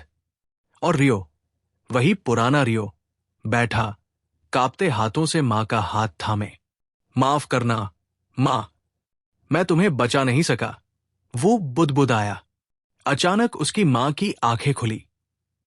क्या तुम अभी खुद को दोषी मानते हो, बेटा? रियो कांप गया। हां, अगर मैं कुछ और कर पाता तो शायद। तुमने वो किया जो कर सकते थे। अब तुम्हारी राह दूसरी है, मंत्रारण्य की। वहां तुम अकेले नहीं हो, बेटा। पर जब तक तुम अपना अतीत खुद से बांध कर रखोगे, तब तक भविष्य की राह धुंधली रहेगी। और दृश्य टूट गया। रियो फिर लौट आया। अब उसकी चाल बदल गई थी। धीमी, भारी। 3 सत्य, 3 घाव। बाकी 4 ज्वालाएं अभी बाकी थी। अग्निरा उसके पास आई। रियो, अगर तुम्हें लगे कि यह सब बहुत अधिक हो रहा है, तो तुम रुक सकते हो। तत्वासार बनने का मार्ग स्वेच्छा का है, बाध्यता का नहीं। रियो ने उसकी ओर देखा। उसके भीतर एक नई दृढ़ता उभरी थी। अगर यह रास्ता मुझे खुद से मिलाने वाला है, तो मैं पीछे नहीं हटूंगा। और तभी आकाश फिर से डगमगाया। धूल के बवंडर के साथ वही काला योद्धा धुरांता प्रकट हुआ, जिसकी आंखें अंगारे की तरह जल रही थी। 3 ज्वालाएं देखी। रियो, अब देख अपनी तलवार की धार। क्या वह 7 ज्वालाओं के बोझ को सह सकेगी? रियो ने तलवार उठाई। उसकी ज्वाला अब और तीव्र हो गई थी। अगर मेरी तलवार टूटे भी, तो मेरी इच्छा नहीं टूटेगी। और फिर दोनों भिड़ गए। गूंजते प्रहारों की गूंज, ज्वालाओं की लपटें और भीतर पलती इच्छाओं का टकराव। रियो की यात्रा अब निर्णायक मोड़ पर थी। चारों ओर आग की लपटें थी। ध्वनि, कंपन और ऊर्जा ने आकाश को हिला दिया था। धुरांता की तलवार से निकलती काली आभा हर वार के साथ मानो स्वयं मृत्यु को आमंत्रित कर रही थी, जबकि रियो की ज्वलंत तलवार उससे टकराते हुए जीवन की चमक को बनाए रखने का प्रयास कर रही थी। एक क्षण के लिए समय स्थिर हो गया। धुरांता की आंखों में झलकता था अतीत का अपमान, भविष्य का भय और वर्तमान की हिंसा। तत्वासार बनने का अधिकार तुमने कैसे पाया, रियो? उसका स्वर गर्जना में बदल चुका था। रियो ने उत्तर नहीं दिया। उसने केवल आंखें बंद की और एक लंबी सांस ली। उसके चारों ओर हवा घनी होती गई, मानो वातावरण खुद उसकी आत्मा को समेट रहा हो। और फिर उसकी तलवार एक बार फिर तेजस्वी चमक के साथ प्रज्वलित हुई। मैंने ये अधिकार नहीं मांगा, रियो ने कहा, मुझे ये दिया गया है। मेरी इच्छाओं, मेरी पीड़ाओं और मेरी असफलताओं ने इसे गढ़ा है। अचानक रियो ने हमला बोला। धधकती ज्वाला में लिपटी उसकी तलवार धुरांता के काले कवच से टकराई और पहली बार वो लड़खड़ाया। ये युद्ध अब केवल शक्ति का नहीं था, ये आत्मा का युद्ध था। इच्छा शक्ति का, पहचान का। तुम में डर है, रियो ने कहा, क्योंकि तुम जानते हो तत्वासार केवल वही बन सकता है जो अपने अंधकार को स्वीकार कर सके। धुरांता ने एक झटका मारा। रियो पीछे गिरा, लेकिन उसकी आंखों में भय नहीं था, बल्कि स्पष्टता थी। उसके पीछे खड़े थे कालदेव, नीरा, अरु और बाकी साथी, जो सब दूर से ये युद्ध देख रहे थे, पर उनके भीतर रियो के लिए विश्वास की लौ जल रही थी। और फिर चौथी ज्वाला प्रकट हुई, नीली, शीतल और शांत। रियो उसके पास गया। ये ज्वाला थी करुणा की। इसका परीक्षण न शारीरिक था, न मानसिक। ये दिल का परीक्षण था। नीली लौ ने जैसे ही रियो को छुआ, वो फिर से दृश्य में चला गया। इस बार वो एक गांव में था, जलता हुआ। लोग चिल्ला रहे थे। एक बच्ची, मुश्किल से 7 वर्ष की, मलबे में फंसी थी। रियो ने दौड़कर उसे बचाया, लेकिन तभी सामने आया वही प्रश्न, क्या तुम इस एक को बचाने के लिए बाकी सबको छोड़ दोगे? दूसरी ओर गांव के छोर पर एक और आग लगी थी, जहां और कई बच्चे फंसे थे। ये करुणा की परीक्षा थी। क्या रियो अपनी आत्मीयता के सामने निष्पक्ष रह सकता था? उसने बच्ची की ओर देखा, फिर गांव की ओर, और अचानक उसकी आंखों में चमक आई। उसने बच्ची को अपने आंचल में लपेटा और उसे सुरक्षित स्थान पर रखते हुए वापस गांव की ओर दौड़ पड़ा। वो चीख रहा था, मदद मांग रहा था, और खुद धधकती लपटों में कूद पड़ा। जैसे ही वो दृश्य समाप्त हुआ, रियो लौटा।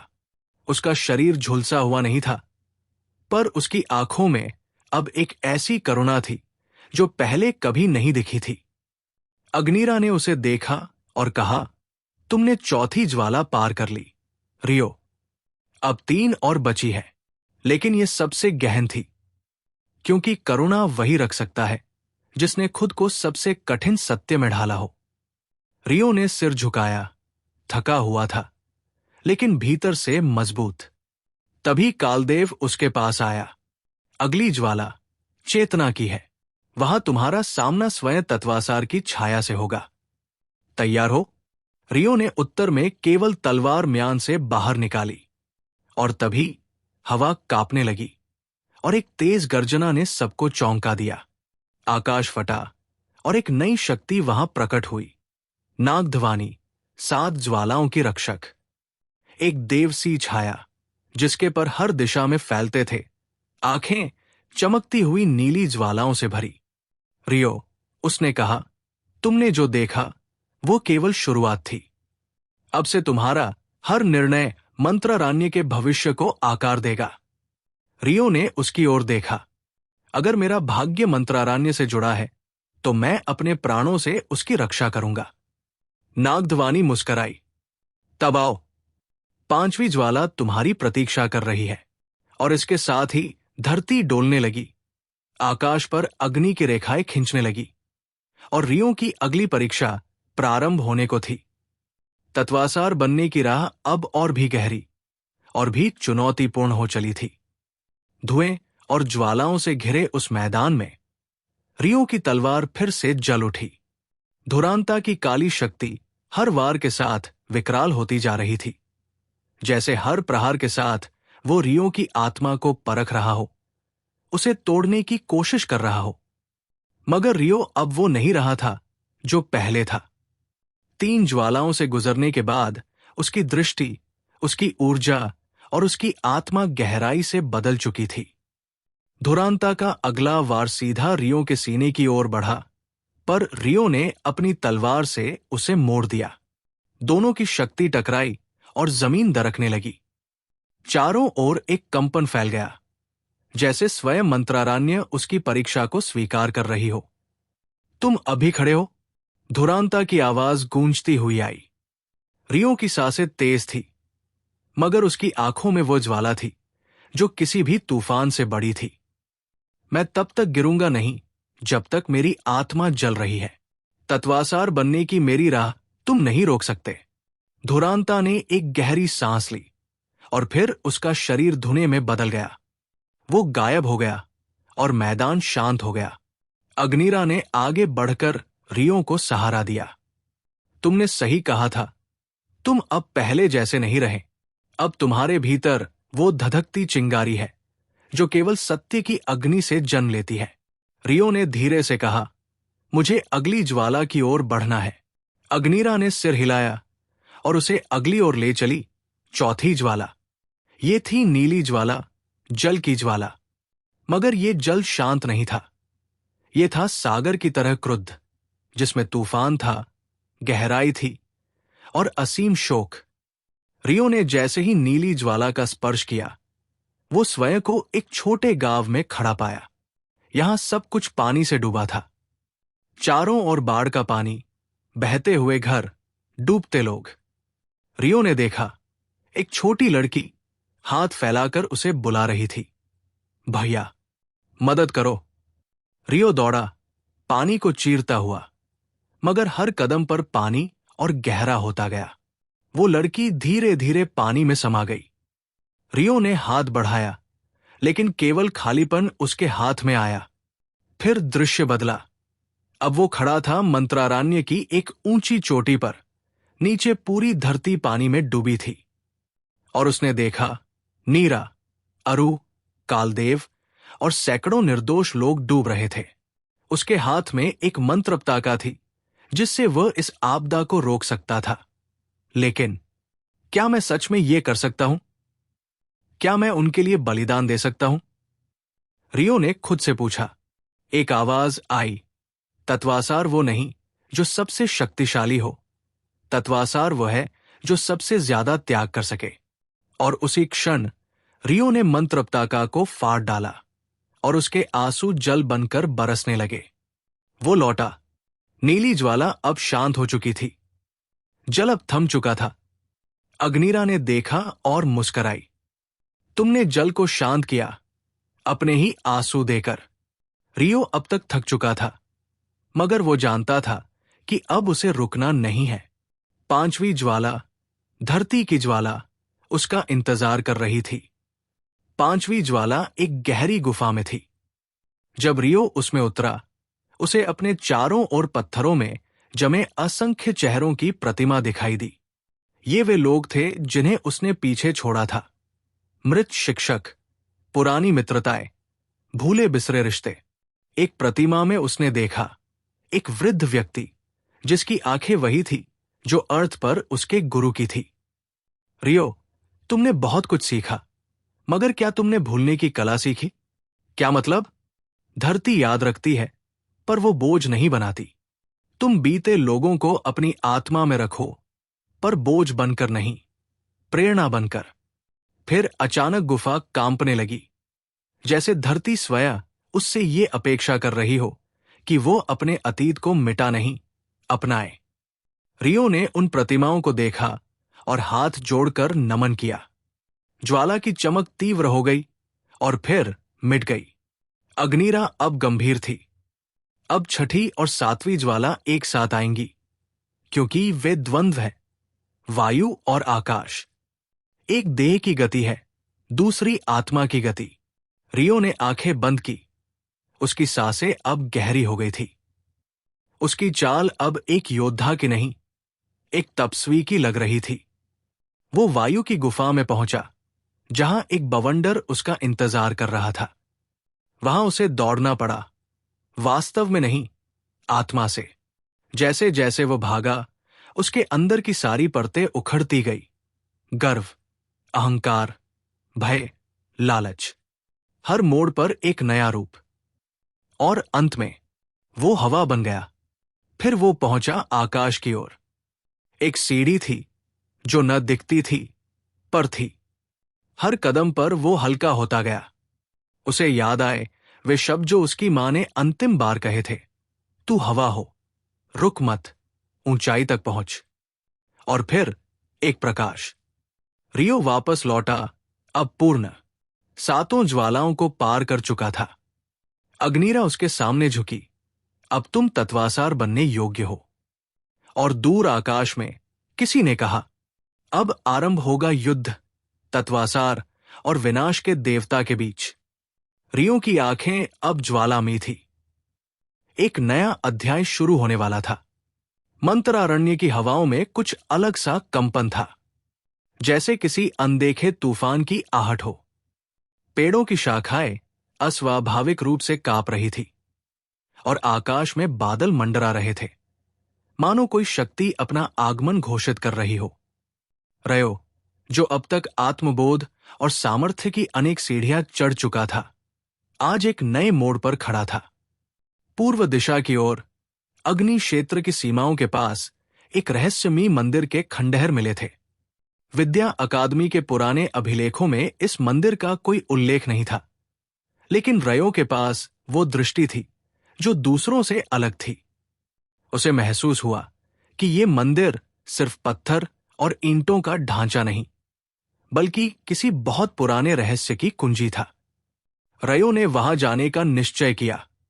उसके साथ थे लुमिरा, जिसकी जड़ी बूटियों की जानकारी और उपचार शक्ति अद्वितीय थी, और ग्रोन, जो अब उसके सबसे विश्वासपात्र साथियों में गिना जाता था। तीनों एक सुनसान राह से होकर मंदिर के पास पहुंचे। वहां की हवाओं में जादुई ऊर्जा की गंध थी। जैसे ही उन्होंने मंदिर के प्रवेश द्वार को पार किया, एक अदृश्य शक्ति ने उनका मार्ग अवरुद्ध किया। एक रहस्यमयी आवाज मंदिर की दीवारों से गूंज उठी, केवल वही प्रवेश कर सकता है जो अग्नि की पीड़ा सहने को तैयार हो। रयो ने बिना एक क्षण गवाए अपने हाथों में ज्वाला संचित की। उसने उस अग्नि को स्वयं पर छोड़ा। लुमिरा और ग्रोन स्तब्ध थे, पर रयो जानता था यह केवल शारीरिक नहीं, आत्मिक परीक्षा थी। अग्नि ने उसे छुआ, जलाया, मगर वो डिगा नहीं। कुछ क्षणों में अग्नि शांत हुई और मंदिर का द्वार अपने आप खुल गया। अंदर एक विशाल कक्ष था, जिसके केंद्र में एक ऊंचा सिंहासन रखा था। सिंहासन पर कोई नहीं था, लेकिन उसके पीछे एक भित्ति चित्र बना था, जिसमें एक योद्धा खड़ा था। उसकी भुजाएं रयो जैसी थी, बाल भी वैसा ही कट था, और सबसे हैरानी की बात, उसकी आंखों में वही चमक थी जो रयो के भीतर बसती थी। क्या ये मेरा पूर्वज है? रयो ने मन ही मन सोचा। तभी दीवार से एक क्रिस्टल निकलकर हवा में तैरने लगा। उसमें एक आत्मा बसी थी। वो एक प्राचीन अल्केमिस्ट की आत्मा थी, जिसने खुद को तत्वज्ञान की खोज में समर्पित कर दिया था। आत्मा ने रयो से कहा, तू वही है जिसकी भविष्यवाणी की गई थी।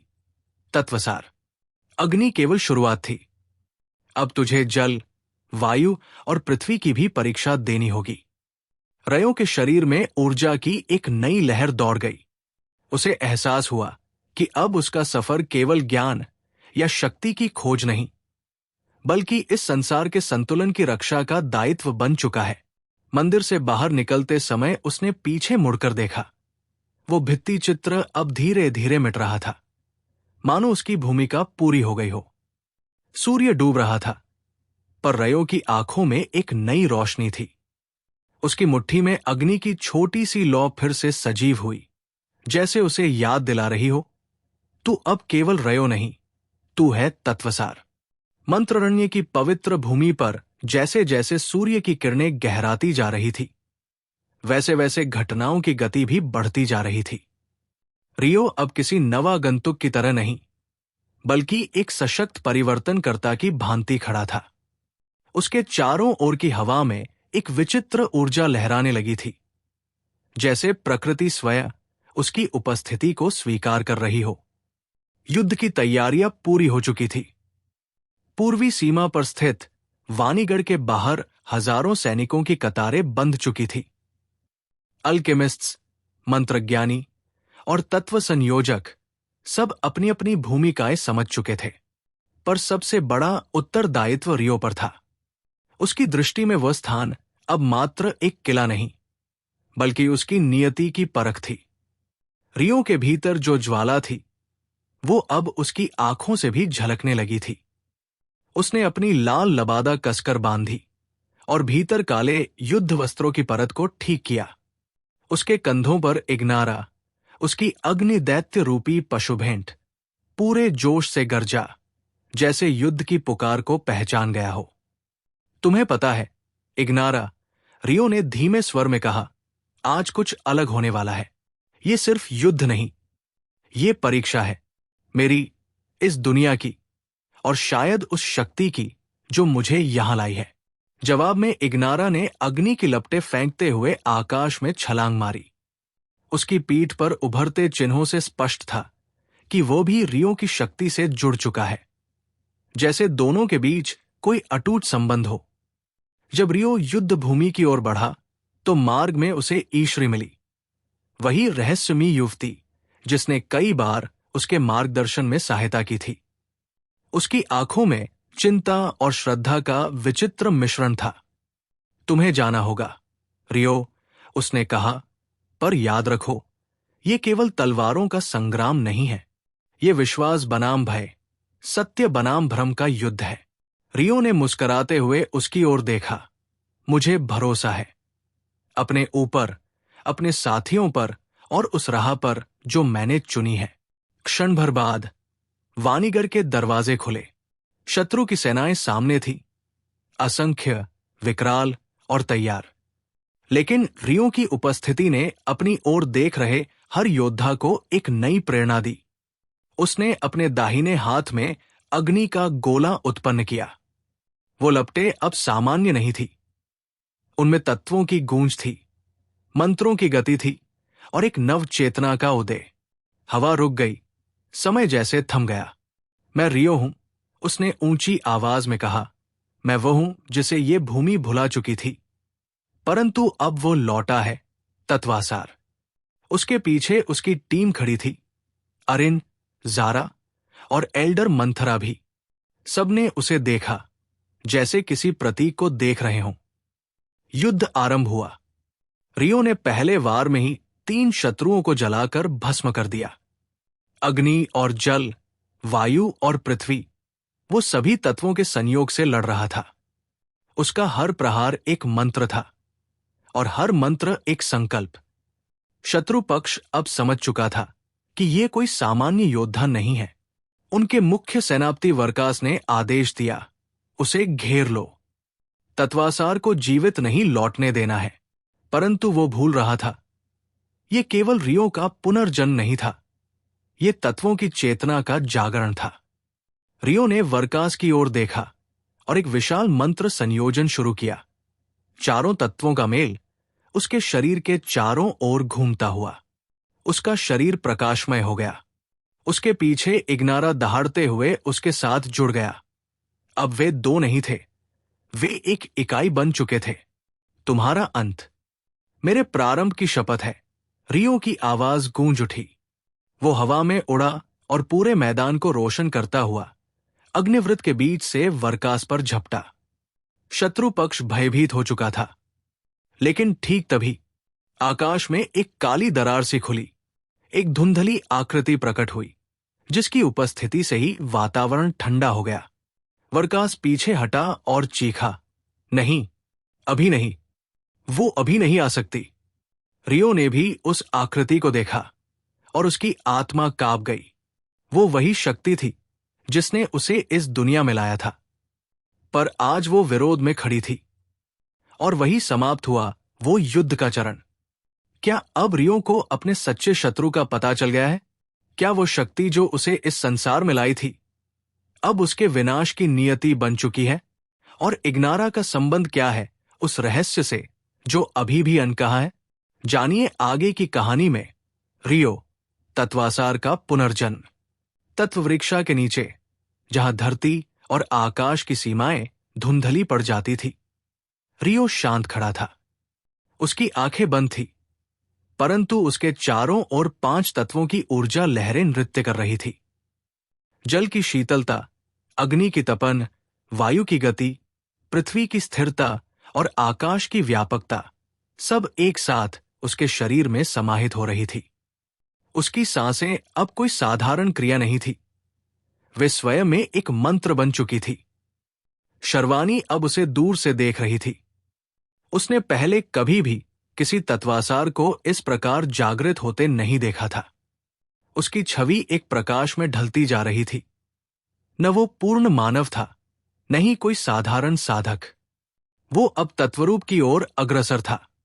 तू सोच रहा है कि अब तू पूर्ण हो चुका है, रियो। लेकिन पूर्णता कभी लक्ष्य नहीं होती। ये तो केवल एक और द्वार है, और उस द्वार के पार केवल परीक्षा है, शर्वानी ने मन ही मन कहा।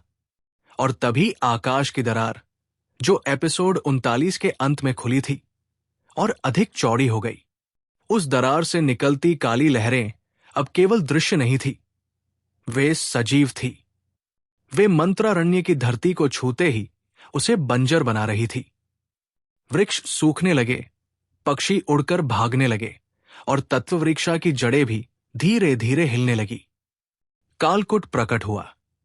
उसकी आंखों में शून्यता थी। उसके चारों ओर मंत्रों की काली रेखाएं घूम रही थी, मानो उसका शरीर एक जीवित ग्रंथ हो। वो सीधा रियो के सामने आकर खड़ा हुआ। तू तत्वासार है, फिर भी तू शुद्ध नहीं है। उसकी आवाज में जहर था। रियो ने अपनी आंखें खोली। उनका रंग अब वैसा नहीं था जैसा पहले। वे नीले नहीं, बल्कि सभी तत्वों के रंगों का समुच्चय थे। उसने कालकुट को देखा और उत्तर दिया, शुद्धता कोई आदर्श नहीं है कालकुट, ये स्वीकार है, स्वयं के प्रकाश और अंधकार दोनों का। तो फिर मैं तेरा अंधकार बनूंगा। कालकुट गरजा, और उसके हाथ से एक भयंकर मंत्र निकला, निष्क्रियात्मस, जो किसी भी ऊर्जा को निष्क्रिय कर देता था। पर रियो अब उस स्तर पर नहीं था। उसने केवल एक हाथ उठाया और मंत्र हवा में ही जम गया। अब युद्ध मंत्रों का नहीं, चेतनाओं का है, रियो बोला। कालकुट क्रोधित हो उठा। उसके चारों ओर काले सर प्रकट हुए, प्राचीन नागतमस, जो केवल उन्हीं पर वार करते थे जिनमें संदेह होता था। वे रियो की ओर दौड़े, परंतु शर्वानी ने अपना हाथ उठाया और एक सुनहरी आभा में वे सर्प जल गए। अब तू अकेला नहीं है रियो, उसने कहा, तेरे साथ तेरी छाया भी है। रियो ने उसकी ओर देखा। वो अब केवल एक सहायक नहीं थी, वो उसके तत्वरूप का एक हिस्सा बन चुकी थी। अब वे दोनों मिलकर एक शक्ति बन गए थे। कालकुट ने अंतिम प्रयास किया। उसने महाकल विद्या का आह्वान किया, एक ऐसी विद्या जो समय की रेखा को पलट सकती थी। अगर सफल हो जाती तो रियो का अतीत मिट सकता था। मैं तुझे वही लौटा दूंगा जहां तू कुछ नहीं था, कालकुट ने चिल्लाया। लेकिन ठीक उसी क्षण रियो के चारों ओर पंचतत्वों की एक वृत्ताकार दीवार बन गई। समय की रेखा कालकुट के चारों ओर सिमटने लगी और उसकी ही विद्या उसी पर उलट गई। कालकुट चीखा, नहीं, ये असंभव है, ये सत्य है। रियो ने उत्तर दिया, क्योंकि अब मैं न केवल तत्वासार हूं, बल्कि स्वातत्व भी हूं, स्वयं में पूर्ण, स्वयं में मुक्त। कालकुट का शरीर धीरे धीरे धूल में बदल गया। आकाश की दरार बंद हो गई। मंत्रारण्य की धरती फिर से हरी होने लगी।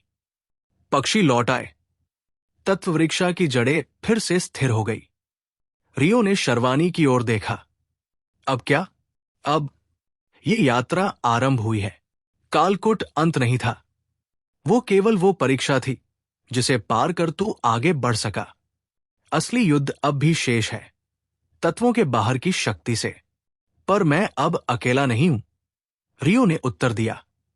और दूर कहीं मंत्रारण्य के सबसे गुप्त भाग में एक बहुत पुराना ग्रंथ खुला, आकाशाकोशा, और उसमें लिखा था, तत्वासार के जागने पर ब्रह्मांड स्वयं अपनी दिशा बदलता है, और जब ब्रह्मांड डगमगाने लगे तब पुराने देवताओं की नींद टूटती है।